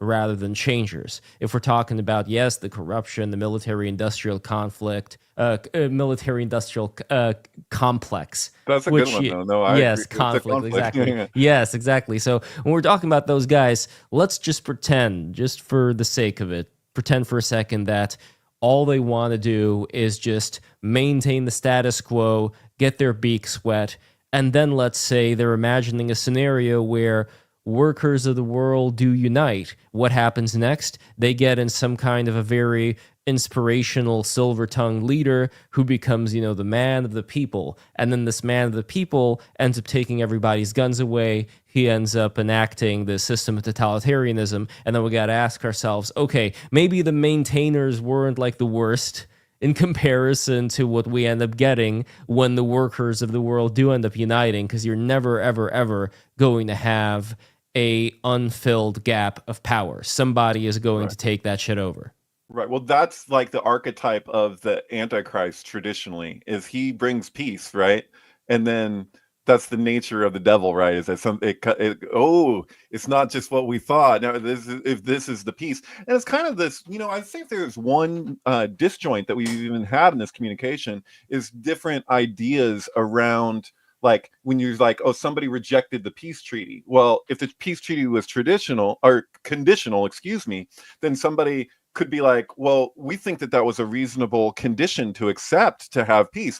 Somebody else says, no, that's not a reasonable condition. I don't think that that's acceptable. So that's kind of where, the bias can come, or, like that becomes a divisive thing, because both sides can have merit.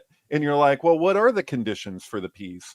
And somebody could say, no, these are not acceptable conditions. Somebody else goes, yeah, they are. So we're at a loss. Like, where are you going to go from there? So like I brought up like the Minsk agreements, and it's a series of agreements. And you're like, well, to follow this through to its end, is that acceptable or is that unacceptable? Is this worth the price?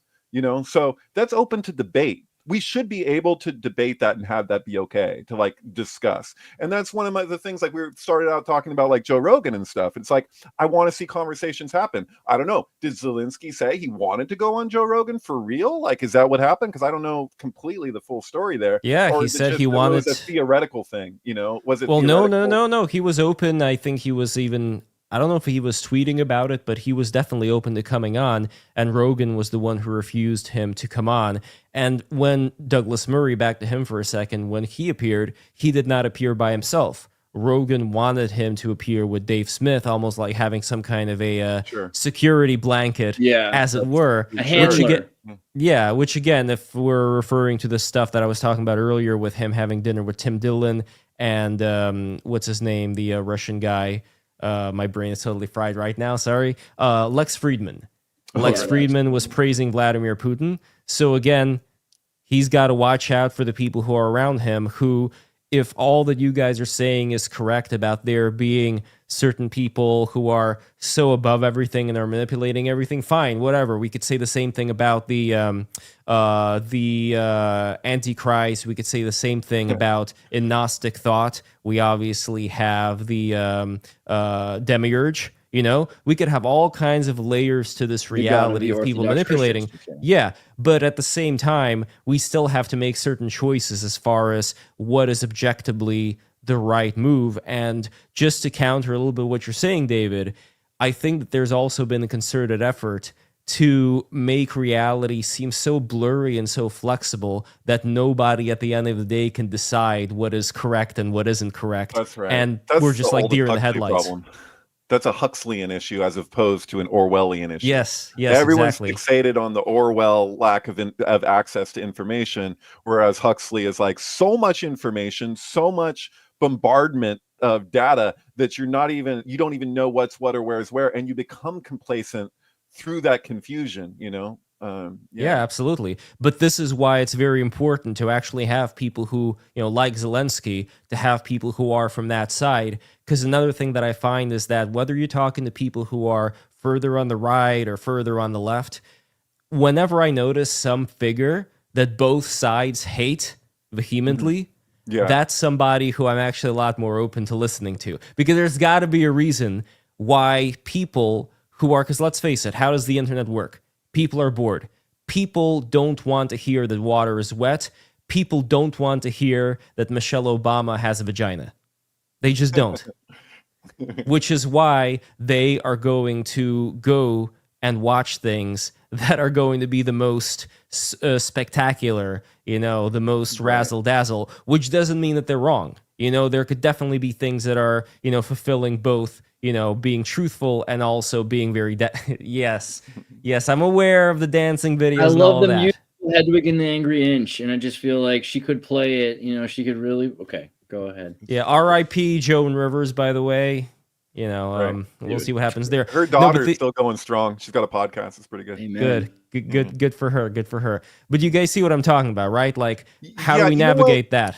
Can I just really quickly, like, there's this issue of, like, if you're debating on somebody and you're saying like Kennedy is a good example, and you could be like, put Kennedy aside, just say, let's just consider things theoretically, almost from like a philosophical standpoint. Suppose somebody was to come along. Okay, so first of all, do we agree on the assumption that our regulatory agencies are captured by corporate interests? And corporate representatives have infiltrated our regulatory agencies and are directing them. So if you say, okay, well, if we can accept that as not that outlandish of a conspiracy theory because it's well documented, then the argument becomes, well, what would happen? Because media is attached to those corporations, right? Because they're sponsoring the media. What would happen if somebody came along who did have a good plan to take on that corporate capture of those corporate interests in our regulatory agencies? If somebody came along and was actually challenging that in a real way, how would the media respond? And how would all the system of information, how would it react? Would we react to that?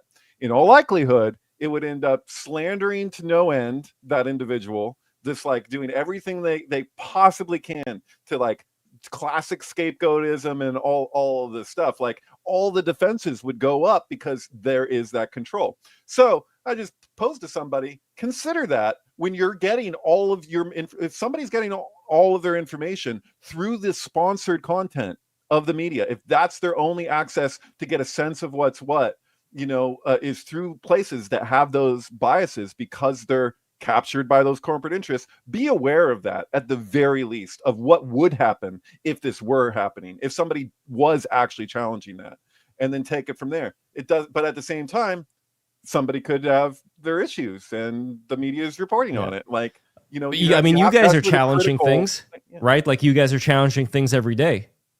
I think you do too. The bigger platform that you have, the more likely you are to be attacked in various ways.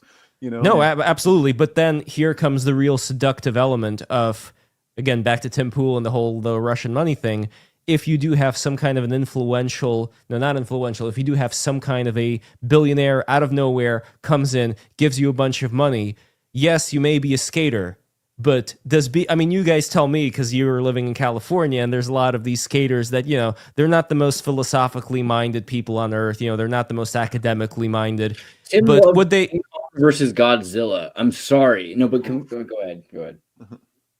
No, I'm just curious when it comes to somebody's mind, if they see some kind of great amount of money coming in, and let's say somebody like Lauren Chen, she allegedly knew where the source of this money was. So if I were Tim Pool, I would think, okay, I'm kind of curious. Like, what is this? Like, or is it a matter of it being so much money that I'm going to be like the monkey with, like hear no evil, see no evil, because those are the only choices, right? Like, which one is it going to be? There's really a lot of factors there. And, if you ever met Lauren Chen, you'd be like, she's so dislikable, man. I really got to say. I mean, she's so stuck up in this way. But, Tim has, I don't want to say he's got like low self-esteem, but I think he has some issues with his esteem. I really loved him, actually. I think he's a good guy. I think he's got a lot of problems like everyone does. And he made a lot of mistakes in, what little time he had to learn. He's not a high school graduate, he's not. But at the same time, when I first met Tim, he's like a fun guy I wanted to make this movie with him about, like a 360 like movie like about space aliens and things like that. He wasn't immediately excited about the fact that his prospects were, this is before IRL was a stream, that there was going to be like a daytime talk show, like who wants to have the Oprah daytime talk show? That turns into the thing that you end up, the View for bald men. That's not the thing. That's what Trump wanted. That's what Trump's first run was all based on the possibility that, he goes through this process of running and then he gets to talk shit about Hillary for 4 years and with his own kind of Sirius XM type deal, like that was. I don't want to be a dick, but Jeeves is right here. Howard Stern type show, yeah. He's a great dude to do anything but get your political information from. I don't mean that like the worst guy, and I think he's great at certain things, at devil advocate level, and I think he sees things in a very interesting way. He's like atheist, which for me, I don't have a lot of friends that I consider hyper intelligent that have like fundamental faith in nothingness without any sort of nuance. But if he's hyper intelligent, wouldn't that mean that there's curiosity? I can explain it. Can I take this one? Sure. It's kind of I indicated it earlier. If you're Jackson Pollock, okay, you're an artist, right? Like you and you're doing weird splatter art, and you're like, and then you get money and attention and a lot of it. What is your general, where are you going to go with that? Are you going to be like, just what's your propensity? Are you going to be like questioning, like, this seems suspicious. How am I getting this much support, like, and this much love all of a sudden after I've been rejected so much? Or are you just going to be like, they love me. They like me. They really There's a big difference. There's a big difference. Jack Pollock was in art society where there's all kinds of different patrons who come in and give money, and it starts accumulating more and more and more. Here we're talking about a very specific thing, one client. It wasn't like many different people were going to Tim Pool. With Jackson Pollock. It was really there was only one. There weren't other people in the art world? There was a panel of people from the CIA who basically like strategized that they picked this guy out, among others. Yeah. Okay. Who were like, we're going to combat the art scene of Russia by putting this guy on a pedestal and paying a lot of money into it. And it happened very suddenly. So he did it. I like him as an example. It's not perfect equivalence, but it shares a similarity of he's getting money funneled in and support from an unknown source suddenly. And he's just like, finally. They get it, and it's just like, and where is he going to go? It's his ego. You know what I mean? He's going to be like, this is really fishy. I'm not that good of an artist. And if your ego is based on like, well, those people suck anyway. People who don't like me, they suck anyway. Like if that's who you've been your whole life, and you've been constantly like, I'm kind of punk rock, even though you're like progressive punk into emo music and you skateboard all the time. I'm just saying, like, it did have an effect afterwards, though, right? Like, unless I'm mistaken, the art world embraced Jackson Pollock after that infusion, and there were other people who were coming in and doing it. The art too, and the art world has these eccentric billionaires who would like give money for art, or maybe a way to crypto. You think we don't have crypto bros in the podcast circle? I mean, you just recently interviewed a good friend of mine, Eric Finman. we have a lot of crossover, you and I, through Tim Pool. Like a lot. Yeah. I mean, he was on that show too. A lot of our friends have done what they had to do to be on TV, you know. And Tim's show was getting 30K views at a time early on, which was super beneficial live, right? Yeah. I mean, millions of views if you really count. I'm saying live, like while it's streaming. So like, I don't think it's accurate to say that it's what I came from was an online community that we had a book that we had published, second in a series called the Sync books. There's Sync book 1, Sync book 2. Sync book 2, we went on. I actually didn't go that day. I was at a rave in San Francisco, but I was supposed to go on in a Red Ice interview. And it was like weeks before Red Ice just went full on Hitler apologist. Nazi, with that yeah, long straight up. It was crazy. From Heinrich or whatever. And like, I like my publisher, Alan Abadessa Green, he is a man of integrity. And we just immediately started surprisingly books like crazy. Like we had just been creeping along, kind of content that we're okay. We just exist over here in this niche, like obscure place on the web. And suddenly, when we went on Red Ice and they gave us a platform, it was just like this huge boost. And he was left with this place. He was left in this place where he's like, "Do I just continue to ignore the direction that Red Ice has suddenly gone?" And if Alan had done that, we would have been successful. Like in all likelihood, that things were really looking up for us, and it was a moment of truth for him. Because you get another interview. Am I going to like go along with this, or am I going to say, "Hey, you know what? Let's cut ties with these people who are giving us this huge boost"? And so, like, it was a question for him, and I'm glad with the direction that he took. I would have liked it if at least the Facebook group he didn't like remove everybody who hadn't contributed for the last 3 months or whatever it was. If you don't mind me asking, how much money was on the table for you guys with Red Ice? Potentially a lot in the future, because the thing is if we had aligned ourselves with that, we would have continued to publish other books and do other things. So it was more a question of like what we could potentially be into the future if we became kind of partners with through Red Ice, because Red Ice as a platform was just bigger than anything else that we had experienced. No, here's the reason why I ask. I understand the example you're giving of in the art world, there was this infusion of money, and Pollock didn't really want to question where this is coming from. With YouTube, at least to my knowledge, while there are sums of money that are given to people sometimes by anonymous crypto bros, there is still a certain limit at which point you could say like, okay, fine, whatever, it's like this much. If we're talking about what this was, $100,000 per episode, that in itself should make anybody just question things at a higher level than just, again, like even with the art world and Pollock, I don't know, I assume that the amounts were high, but it's still art. It's still something that, yes, the CIA was involved, but it's not something where you could say the opinions that I ascribe. It's not like he was writing down political statements. It was more, it was there. You guys are right. It was there, but it was a little bit more surreptitious. It was a little bit more behind the scenes as far as... I have to say, like, what Pollock was doing by splattering paint on a canvas and just going like that, how different is that from Tim Pool's podcast? I mean, they're literally just like, blah, you know?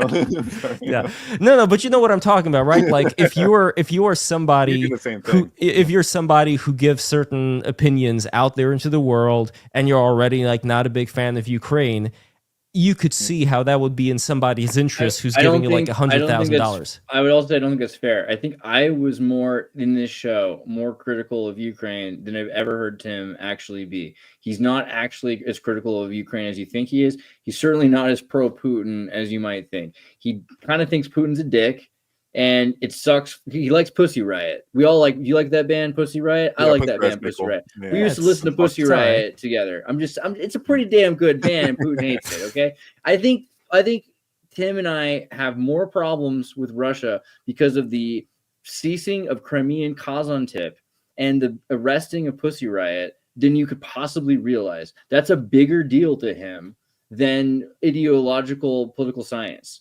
Those are things that actually impact his life, music that he can listen to and things like that. So the thing about Ukraine, he might have some of the similar opinions as me if he really is wrestled to think about it. But for the most part, his whole thing is be the devil's advocate, be the contrarian, try to make this point that benefits the antithesis of what was being promoted most commonly on YouTube at the time, because he was the one allowed to be the opposite of what is the mainstream Obama Agenda 21 Rockefeller thing. These are my hashtags from 2008, by the way. But all those, back to why we got those fights. But all those points were still in lockstep, whether we're talking about Jones or Tim Pool or other people who are from the alt media. There were certain ideas. Jones is pro-Zionist. He's a very, he's financed by Israel, and he's pushing for what benefits Israel. He was criticizing Israel too. I do recall quite recently. Yeah, look at the way he was about 9/11.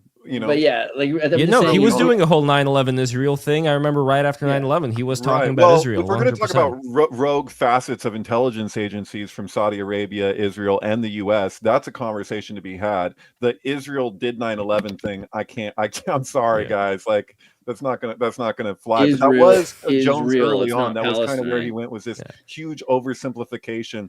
Webster Tarpley's went loony, but back in the day, like Webster Tarpley's research into rogue agencies, like rogue facets within those agencies, like that checks out. Like that's empirical evidence, we can go there. Like, and even like, James Corbett, if you like look him up on Wikipedia, it's going to basically just completely treat him as a wingnut. But I think you can back up pretty much most things that he says, for the most part, like, even like the dancing Israeli thing when they went on Israeli television and what they had to say. But I don't think that it goes to the place where people want to go with that it's like, it's just, they'll just go off the deep end and say, oh, that's what it is. And I think a big thing was that he was trying to build up his legitimacy. So he wanted to have the capacity to do what he ended up doing, which is having an interview with Trump. I think that was which he did not put on the hot seat with Israel. He had Kennedy on, put him completely on the hot seat, just like grilling him on the thing, just like what Dave Smith did. If you look at the Dave Smith interview with Kennedy on Israel, I mean, at this point, hindsight's 2020. Kennedy was so on point, and he couldn't acknowledge some of the most basic things that he was pointing out at that time because it was so charged for him, for Dave Smith. And then you look at what Tim Pool did with Kennedy, same thing that Dave Smith did. He has Trump up there. It doesn't even barely bring it up, if at all, right? It's like, we're going to leave that one alone, which I'm sure was Trump's people told him ahead of time. Like, if you're going to interview him, here's what you're allowed to talk about. Where I'm sure Kennedy didn't have people that said, don't talk to him about this or this or this other thing, or else, Well, there's definitely a hierarchy of what is acceptable or not, but if we leave Israel aside for a second, because there are going to be people in Trump's camp who would not want for there to be conversations about that. Okay, fine. We leave that aside. Other than that particular country, a lot of the points that are anti-establishmentarian when it comes to talking about the military-industrial complex, and especially, I would say, Ukraine here. Ukraine is the big one for me here. There has not been that much of a difference between on Tim Pool's show or on Alex Jones or on Russell Brand or on Dave Smith or any of these people when it comes to their views on it. And if, again, somebody were to come up and say, like, hey, Tim, don't you remember you like Pussy Riot and all that kind of stuff? Like, that's not going to make money. And I don't think it's because they're only thinking about money. I think that it may be, again, I don't know Tim Pool, I'm just making an assumption here, but I think that in the back of the mind of anybody who's been doing this as a business, you have to be responsible to the people who depend on you for making a living. That's and a their really families. Big thing I wanted to bring up, because Tim doesn't mind living in a van. And I mean, maybe he's at this point comfortable because he doesn't have to live in a van. But dude, I don't mind living in a van. I'm pretty sure that a bigger deal to him, I know it is that he had, like, at that time 100 or more employees, which a dude who'd never finished high school had all of a sudden, he's like a daddy, like in this position, hearing about these kids. Yeah, and did he like help out Ian Crossland, who we recently had a show with, and like kind of bring him in? Ian was gonna die. We were both living in Connecticut, and this whole thing that fell apart, the Palace Theater, that was going on with our friends Bill Ottman, who Bill. I had Bill Ottman on. By the way, did you guys know that I had at the National Arts Club in 2018 an event called Gathering of the Minds with Bill Ottman and Tim Pool was there. You did that? You ran the Gathering of the Minds? Oh my God. And also Styx Hexenhammer 666 was there as well via satellite. Lionel was there. What's his name? How shameful, because I actually know him. He wrote open the book Breaking Open. Daniel Pinchbeck. Oh Daniel my God, Pinchbeck really? was there. Yeah, it's a I- pretty I- cool. I- That was a I great got event. some I had good no things to say idea. about And him. also activist Eleanor. Activist Eleanor was there. I don't know if you guys are familiar with her. She's this Swedish gal. Anyway, we had this event, and I was talking with Tim Pool afterwards, and I was asking him questions. And again, like, very, very smart guy. And I could tell that this guy has a lot of shit on his plate. So what you were talking about right now with living in a van, maybe by the river, if you know, like the Saturday Night Live reference. That would be his dream. Yeah, exactly. Like, I think that he does feel responsible, though, for the people who are around him. And what do you do in the situation where if you are getting money from the devil, let's say, but the devil is wearing a mask and the devil is obfuscating that he's the devil, and the devil is telling you that, hey, I'm giving you all this money. The people who are going to be working for you, they're going to be all right. They're going to be able to take care of your families. Like, that is a very, very hard decision for anybody to make. And it does make me wonder if that is the lifeblood of this whole alternative media system, where people do things that they see as being good, and they are good as far as taking care of the people that are around them. He really doesn't. He does. Most of his things aren't deals like that. That was something that happened because of a certain moment. Most of it was he was trying to get shows watched, and YouTube was a major place to watch shows. Yes. And there was definitely effort to try to crush him in the algorithm. And there's this kind of war going on between the Kamala Harris campaign and the Trump campaign. So the exact same playbook of the Russian robot collusion that was going on in 2016 was a replay going on. And he was kind of just, I think, hoping that we got through this election without them like destroying his life for being a Russian bot for treason, like they were trying to do to everyone in 2016.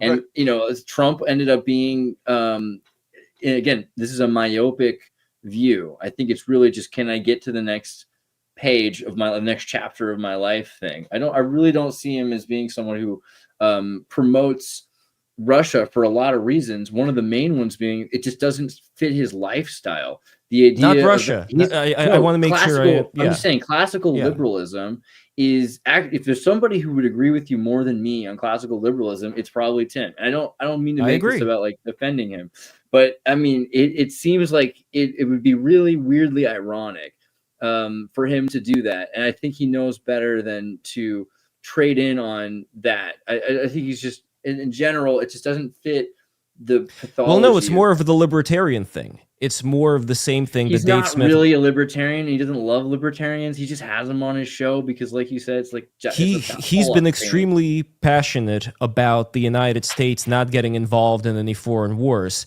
and that's something that we can stretch all the way back to post-Iraq war, where I think that the Iraq war has been living rent-free in a lot of people's minds, and as a result, it's been a stumbling block into looking at certain bigger geopolitical things here. And the issue here with me, and when it comes to Tim Pool, is that I am not saying at all that he's like taking all these different all these different sources of money. When I'm talking about the devil here, I'm not just talking about somebody who comes in with a pile of cash. The devil to me is also the tendency of, if you see the side of corporate YouTube, Kamala Harris, DEI bullshit, if you see that side and you see that there is a potential to have an audience of people who are against a lot of that shit, they are also going to be against all of the things that Kamala Harris's camp supports and that Biden's camp supports, which in this case would be Ukraine. No ifs, ands, and buts. They're going to be against Ukraine.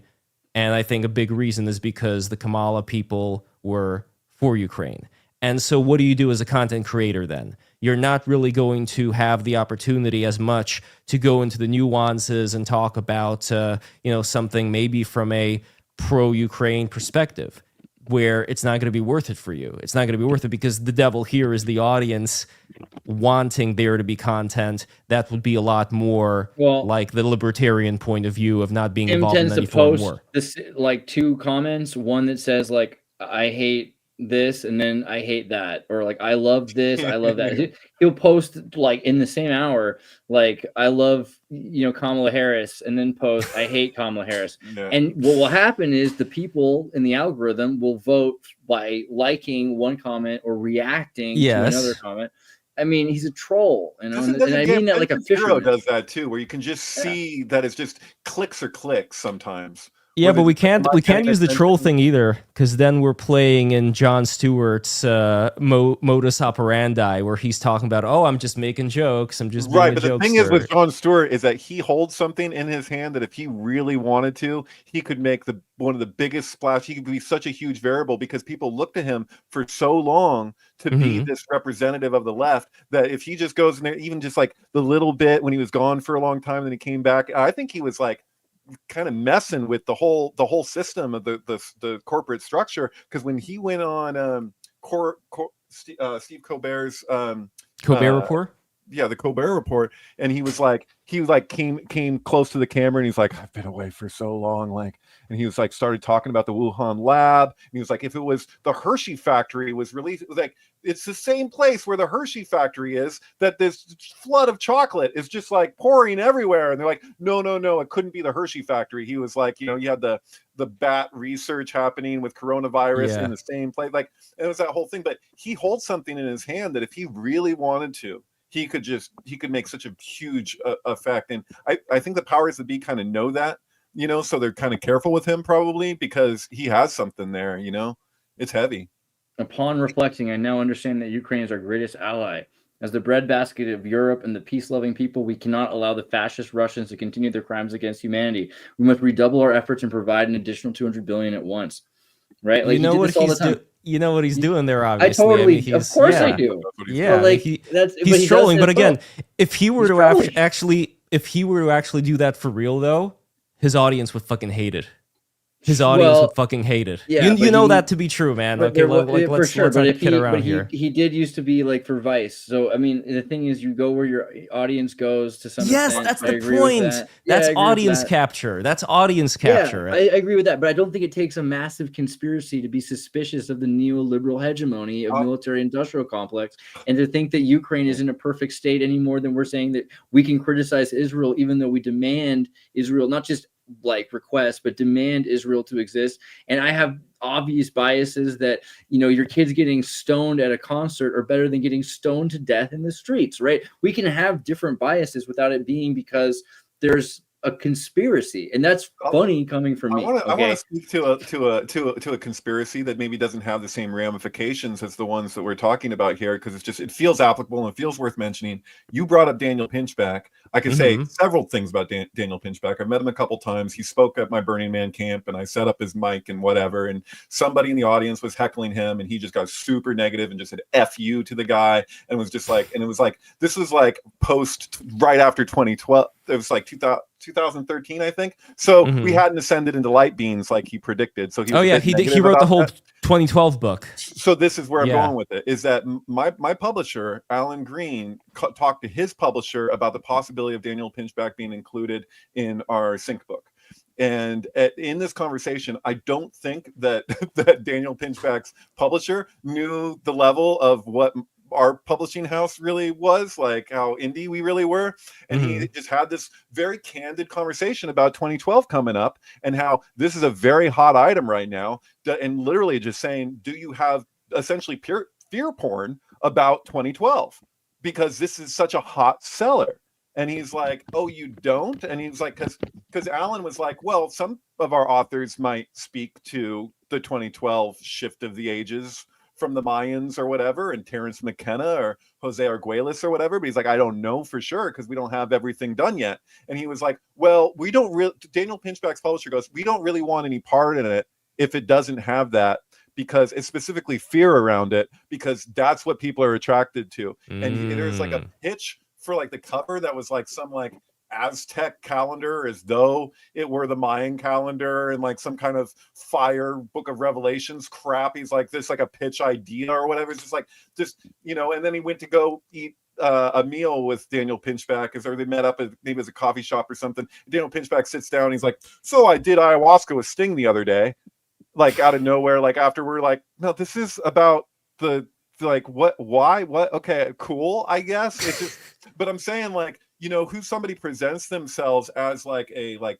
public figure and like everything, like this whole thing, and then you're like, you get behind the scenes just a little bit, and you're just like, and who they're working for or with, and you're just like, this is all for like, this is the epitome of just the focus is money, the focus is mammon, you know, like, and that's just the way it is there. Nobody's above it. We're all in the shit. And also just exploitation. Like they're exploiting something that could be an interesting topic, but they have to present it in this way because this is what's selling. And so it's not, you know, like it's disappointing, you know, when you find out that that's what's happening there. And like at the same time, people have to navigate the system. Like people will say things that they don't completely agree with just to get from point A to point B, because it's like, you say this or else we're not going to let you do the things that you want to do. And it's a question of, how do you navigate that? Like, to what degree do you navigate that? Are you just a complete sellout, or are you just selling out to the necessary end that you don't really have a choice if you want to continue to do this? Bernie Sanders, to me, as much as I would like to at one time thought that he had some integrity, I don't see it. I don't see the integrity. I think he's a total sellout. And it's so terrible and disappointing to have to say that about somebody that I used to think had some degree of integrity, you know? And it's like, you just have to come to that point sometimes and admit what, you know, that if it quacks like a duck and, you know, it's okay, you know? It's not so much about selling out. For me, that's the problem, because people could be selling out to powers which, again, I can label them as being maintainers and those who want their beaks wet a little bit. And, you know, that's fine. That's whatever. To me, the issue is, again, if we're going back to the USSR for a second here, there were people who sold out to the USSR as far as talking about the horrible things that are going on, you know, in the civil rights movement in the United States. You know, like there was this impression that we had in the USSR that America was this quasi-Nazi, redneck, racist place where, you know, totally wrong, right? Like that's nothing close to the reality. But see, that's the interesting part, though, right? Because to this day, a lot of Russians believe that black people are, you know, completely unsafe in America, or white people are hunting them for sport. There's still like Russian people who believe that today. But that aside, they were using something that had a lot of truth to it when it comes to the civil rights struggle and the horrible things that black people were facing back then, Jim Crow and all of that.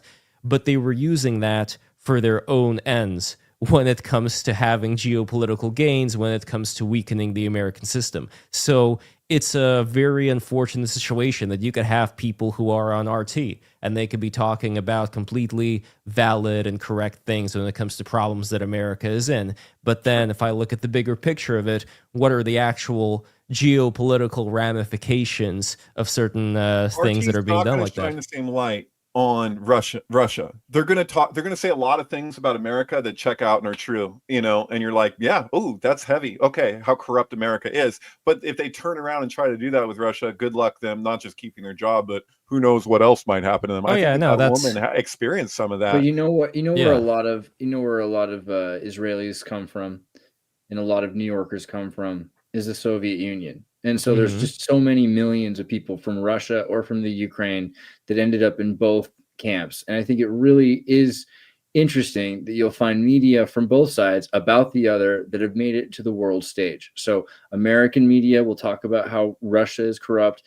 Russia will talk about the George Floyd protests, and maybe both are blown out of proportion to some extent. Maybe there is some truth to either one, but it's only one-sided if you read one paper without the other. When you read them both, you have the left and the right hemisphere, and it kind of becomes a balanced picture that we have extreme corruption in both states, that the United States and Russia have just enough power to hold on to something they're afraid of losing, and that everything is collapsing into some sort of, again, anti-Western liberalist, global corporate totalitarian. Yeah. But you know? What do you do with that though? Because again, the picture you're presenting right now, stop pretending that they're the good guy, and you start just constantly being cynical. No, because then you're stuck like in your the muck.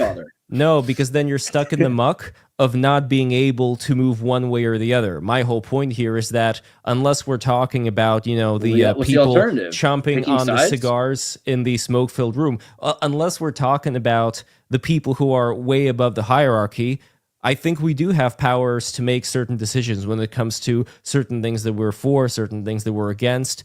I am for there being a lot more hegemony when it comes to the West when it comes to NATO, when it comes to Europe, as imperfect as it is, versus the third world eastern contingent of Russia, China, Iran, the South Africa, I'll include, like the BRICS people. I don't want those powers to expand, because that would not be good for the West in the long term, especially when it comes to Chinese expansion. So given all the problems we're talking about here, if the end result is saying, well, both sides have good and bad things about them, I guess I'm not going to do anything. Like in that scenario, I could definitely see a lot of Russian agents, FSB people behind the scenes saying, yes, we finally got these bastards to be indecisive. And that's a big problem to me.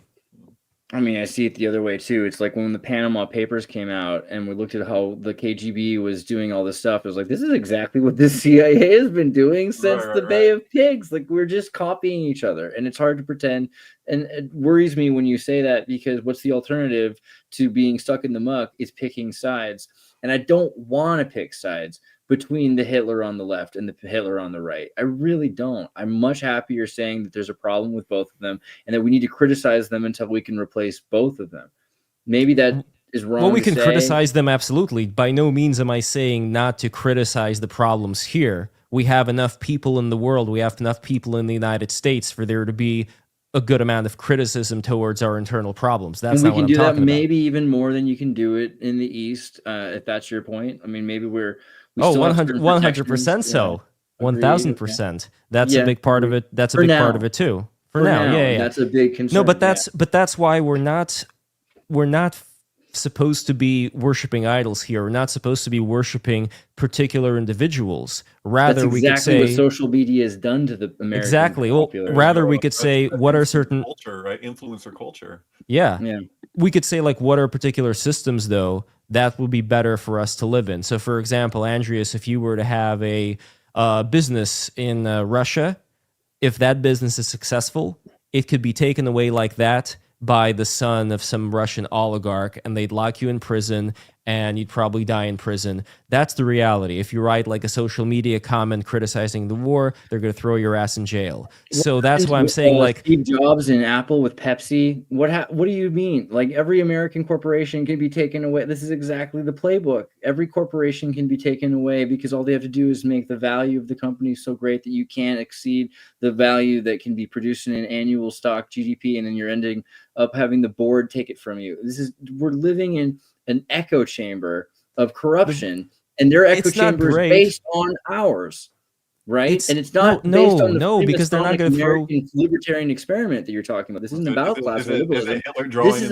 This is about corporatist oligarchy. And corporatist oligarchy is the mechanism, the machina of not just the West, but of Putinian Putinian Russia, or whatever we're going to call the multipolar world. Is it's corporatism that replaces government. At least in some respects, government has quasi control over the direction of the corporation these days, right? Because the CIA and In-Q-Tel, they're controlling with Palantir the way things are in the West, and the KGB, or whatever you want to call the FSB now, are just controlling what corporations are allowed to exist in Russia, right? No, the difference is that there is no law. And you could say, well, the laws here are ones that are able to be well manipulated by the powers that be. They could throw Steve Jobs out.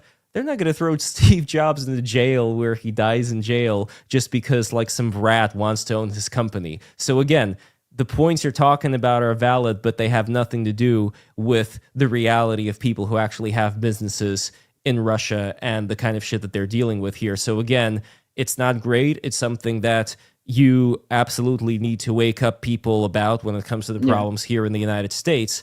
But then if we're talking about certain geopolitical choices that are on the table, for example, let Russia have Ukraine, and okay, if it threatens nukes against Europe, well, we better just play ball with them and give it a little bit more, and maybe Russia's going to calm down, and maybe it's not going to threaten to nuke us anymore. So if we're talking about criticizing the United States, have at it by all means. It's very important to do that. At the same time, if we're talking about allowing there to be the proliferation of the idea, well, let Russia have what it wants to have or else it's going to nuke Europe, then that's where I have a problem. You know what I mean? With Like, you that. could have And both. I think that's Max Weber. What is the monopoly of violence, and can we have a monopoly of violence anymore, which represents the state? Can we have a state anymore? And I've talked to Alexander Dugin, for instance, about this idea of the multipolar world. Well, I'm not. I know it's okay. It's okay. It's I'm all not right. saying, but the idea of the multipolar world. I mean, hey, I'm a transhumanist. We're not going to agree, him and I, on 90% of the things we're talking about in terms of his romanticism of primitivism. Like, there's not any room there. But this idea of the multipolar world is relevant. Are we going to create a world where there's two East and Western Tartarian imperial states that kind of side screw the populace? Because I don't think Russia even talked about all of Ukraine. They talked about the Donbass, and maybe they're trying to edge their way into controlling the whole thing. But really, it's this idea: can we have a multipolar world where they control theirs, and the America can, like the NATO Gladio America, CIA can control the other? But we're creating a staging, nonetheless, where, again, from the beginning of this conversation, where classical liberalism can exist.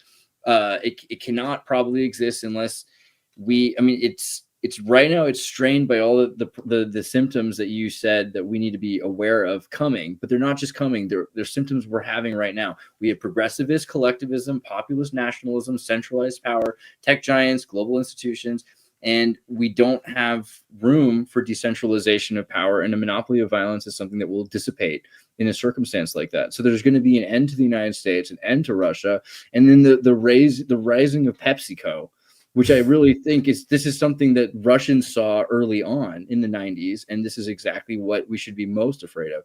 Are you kidding me, bro? Wow. Look at that. I got the Pepsi label over there. He's like, for ladies and gentlemen, this is the Pepsi generation of the Soviet Union. That's how you end. That's how you reconcile things with the SWAT officers at a protest. Apparently, it's all right. It's all right. I got the Pepsi challenge. Pepsi, we're good. Yeah, putting the flour in the Waco wouldn't have happened if they had RC Cola. I really believe. But can I just say, like, if you look at the comments generally, like, there's been so much about AI. I see people discussing AI in this thread here, and like this came up with David Icke, where it's like recently we interviewed Joe Rogan refused to interview, by the way. And there's this. I was equating it with, like, in Dr. Strangelove, where they're like, they got their doomsday machine, and then like we were afraid that the Russians were working on their doomsday machine, so we had to develop our doomsday machine. We didn't want there to be a doomsday gap. And what's happening with the 10 years of no regulation for AI, and for some reason in a spending bill, like that is that's one of the biggest variables of everything that we're talking about. Like, that is so huge. It's like, talk about propaganda and, like, using information as weaponizing information and all of this stuff. It's just like, this is so crazy, like, that this is in the mix. I don't know. What are we supposed to do about that? I don't know what the solution is, because you're like, it's kind of a damned if you do, damned if you don't. It's that doomsday machine. We can't have that gap, man. What are we supposed to do? Like, well, I can give a certain example here, several examples, because Andreas, you were asking before, is Russia going to remain where it is after it gets Ukraine, or if it's going to continue going? So here I compiled these from my notes. So direct quotes from Russian officials showing expansionist intent. Putin on Poland's territories. Putin said that Poland must be reminded that its western territories were a gift from Stalin. According to one of his closest former advisors, Andrei Ilryonov, Putin sees the granting of independence to Finland in 1917 as an act of treason against national interests. Putin's decree to reclaim former empire lands. Putin has already signed a decree allocating funds for the search, registration, and legal protection of Russian property abroad, including property in the former territories of the Russian Empire and the Soviet Union, such as Alaska, as well as Eastern and Central Europe, Central Asia, and parts of Scandinavia. Medvedev has claimed clearly Russia, right? Have you been there? Like, it's kind of a joke, but yeah, it's pretty cold. Medvedev has claimed that the Baltic countries also belong to Russia, as well as referring to Poland being temporarily occupied. And Russian Colonel General Andrei Mordvichev also confirmed, I can talk in Russian, also confirmed such ambitions in an interview, stating that this war will last for a long time because we still need to liberate Eastern Europe. That was a direct quote from him. And then as far as Kremlin-controlled media apparatuses, Sergei Murdan, who is a Russian propagandist, he corrected the mistaken notion that Putin wants to restore the USSR and instead claimed that what's really being restored is the Russian Empire. Vladimir Solovyov said Moscow's less cultured European neighbors wish to rejoin the Russian Empire. And from Channel 5, Nika Strijak said, the animated segment itself first shows... Oh, no, this was an animated segment over here, showing the Russian army advancing from Moscow into Warsaw, as well as Berlin and the Baltic countries.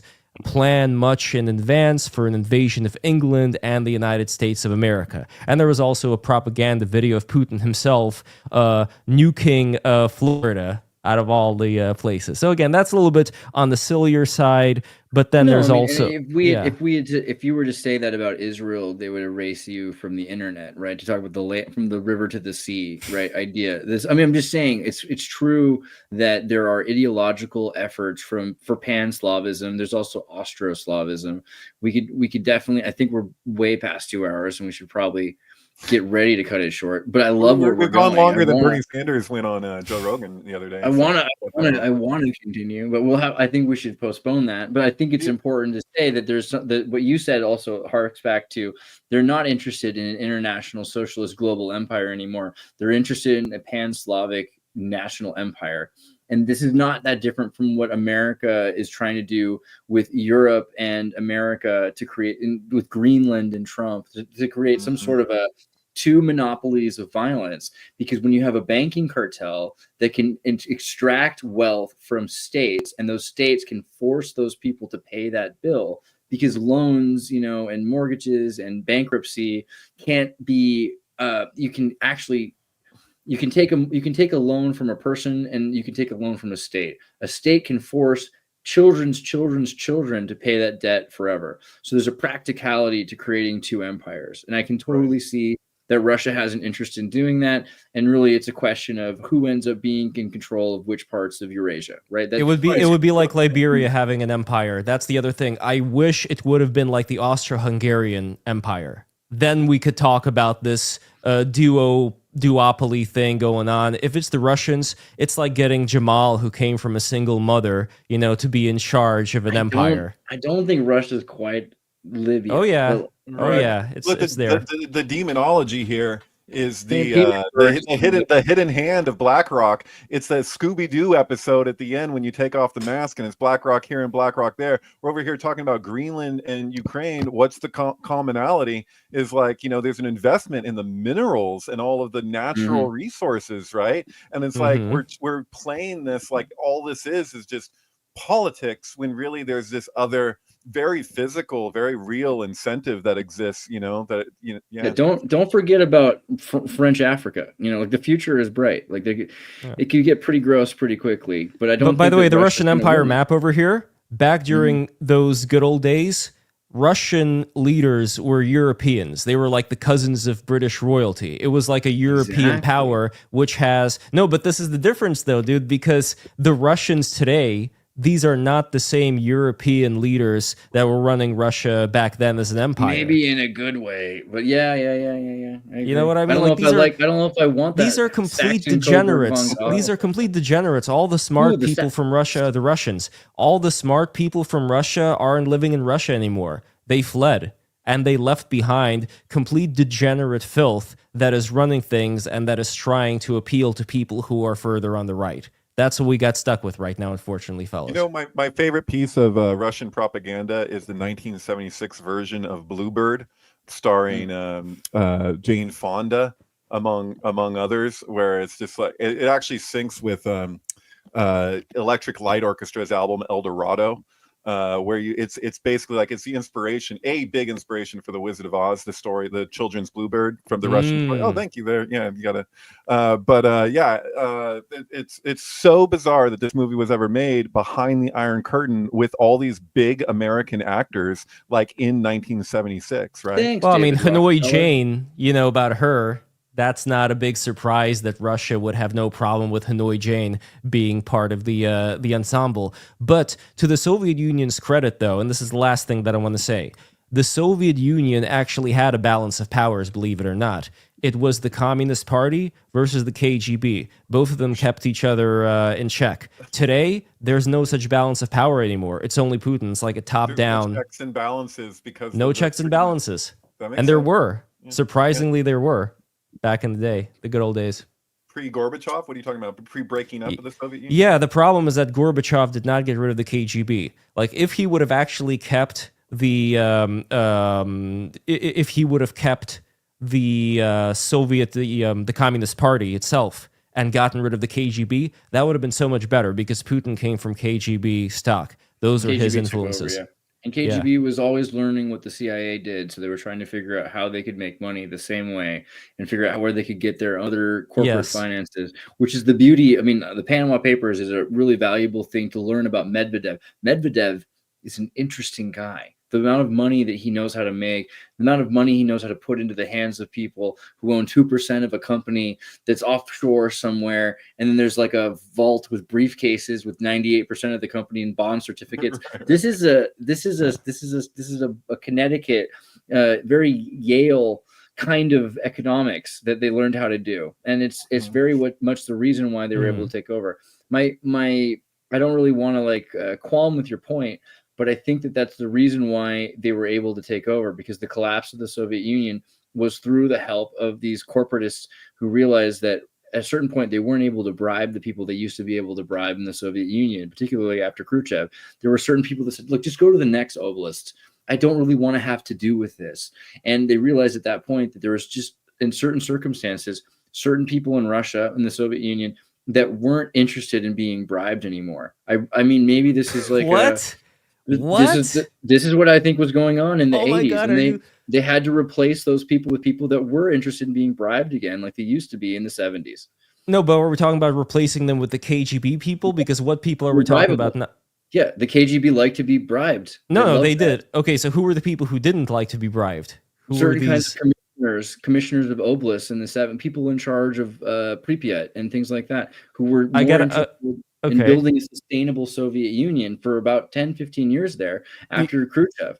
You know that in Pripyat, when that whole thing was going down with the nuclear disaster, they were having this whole cultural festival going on right there, and the government told nobody that this disaster was going on, because they all wanted to pretend. I mean, you saw the movie there, but to the point that you were talking about, I like the Russian propaganda film though about the CIA doing it. That was pretty fun. Yes, I mean, to the point that you're talking about though, and I don't want to keep it here for long because I know we got to go, but. When it comes to the Russia situation after the 90s, like I said before, regardless of whatever machinations the CIA or these financiers had, Russia paid off its debt. Pepsi, exactly. Russia paid off its debt. Russia had a liberal Duma. It had a liberal parliamentary system, and it was actually going in a good direction. Kind of beautiful. I agree. But then the KGB people, unfortunately, with Putin being at the head of that whole thing, they took over, they consolidated power. And this, by the way, the silver lining, though, is that the reason why Russia is not going to nuke Europe or the United States is because that's where their children live. Russian oligarch children don't want to live in Russia. That's the end of Metropolis, where he's like looking up at the roof, the big cheese, he sees his son up there and he's just like, oh my God, like that's what unites the workers and the elite, is the recognition that now there's no true divide. We're distinct but not separate, and we're all affected at the same time. So yeah. There we go. All right, guys. I hate that we're ending on that because that's so beautiful and there's so many places to go from there. But we're gonna have to do it again. I want to make sure everyone follows your channel though. I mean, just pop over to Break the Rules. BreakTheRules.tv. Please subscribe. Oh yeah, Break the Rules. Could somebody, by the way, post the link in the chat over here for the people? Yeah, that seems fair. Hold on. Let me pull up. And also, if you guys want to support the show, Patreon.com. No, you got to do it with the HTTP, or else people can't click on it.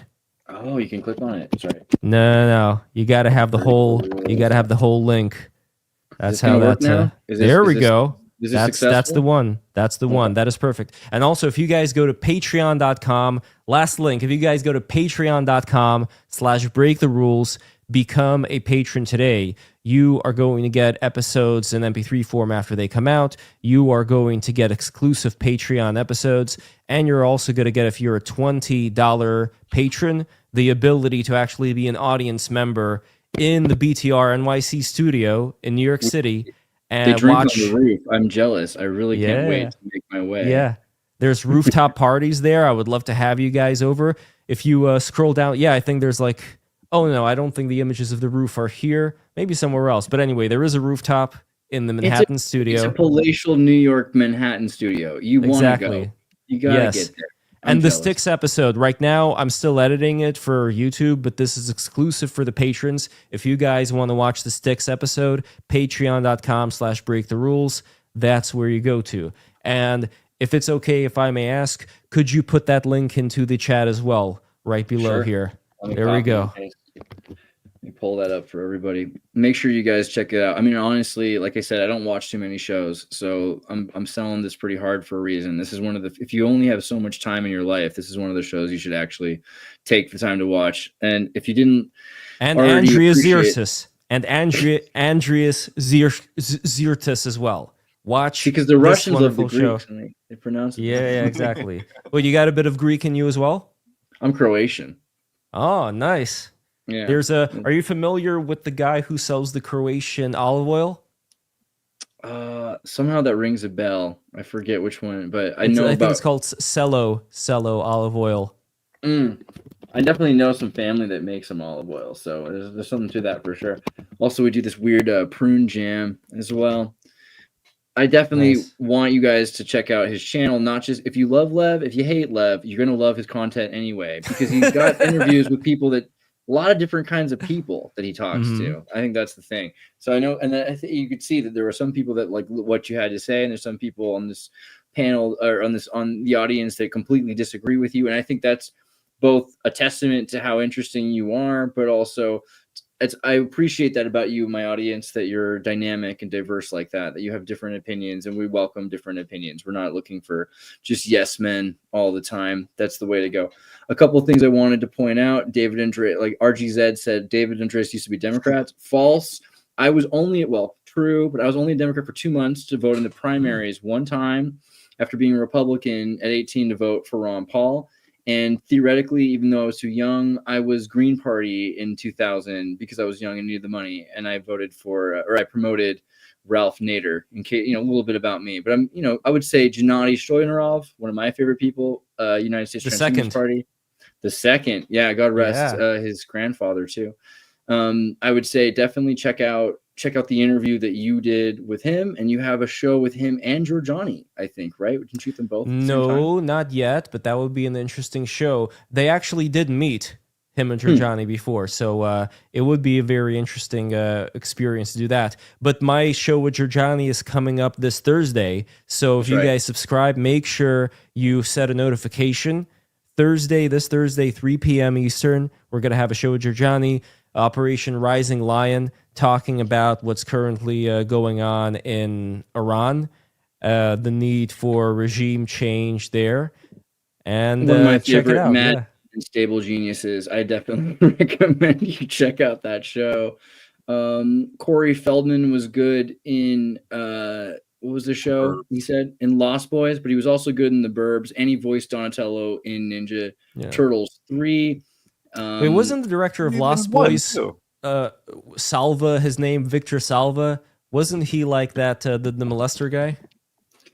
I think Joel Schumacher. Did, okay, well that's no, Joel Schumacher is just a fabulous gay gentleman. Probably OTO, but yeah, agreed. It's all about Peter Pan and children who die. Yeah. Okay, I'm supposed to ask you one more question. Andreas should ask Lev, who's worse, Russia or Saudi Arabia? Do you want to tackle that, or do you feel like just Russia? Because after the Abraham Accords, which I believe was thanks to Trump's son-in-law Jared Kushner, I think the leadership of Saudi Arabia don't even give a shit about Islam anymore. They just want to have like their tasteless cars and just make money and breed falcons, and it's like, okay, whatever. God bless them. Capitalist consumerism, baby. Yeah, Materialism is a exactly. beautiful It's thing. the opium of the masses for a reason, much more than the religion. But fentanyl of the masses. Yeah. All right. I don't know. There we go. Is that it? Okay, cool. All right. That's it. Okay. See you next time, bro. Take care. Very Thanks for being here.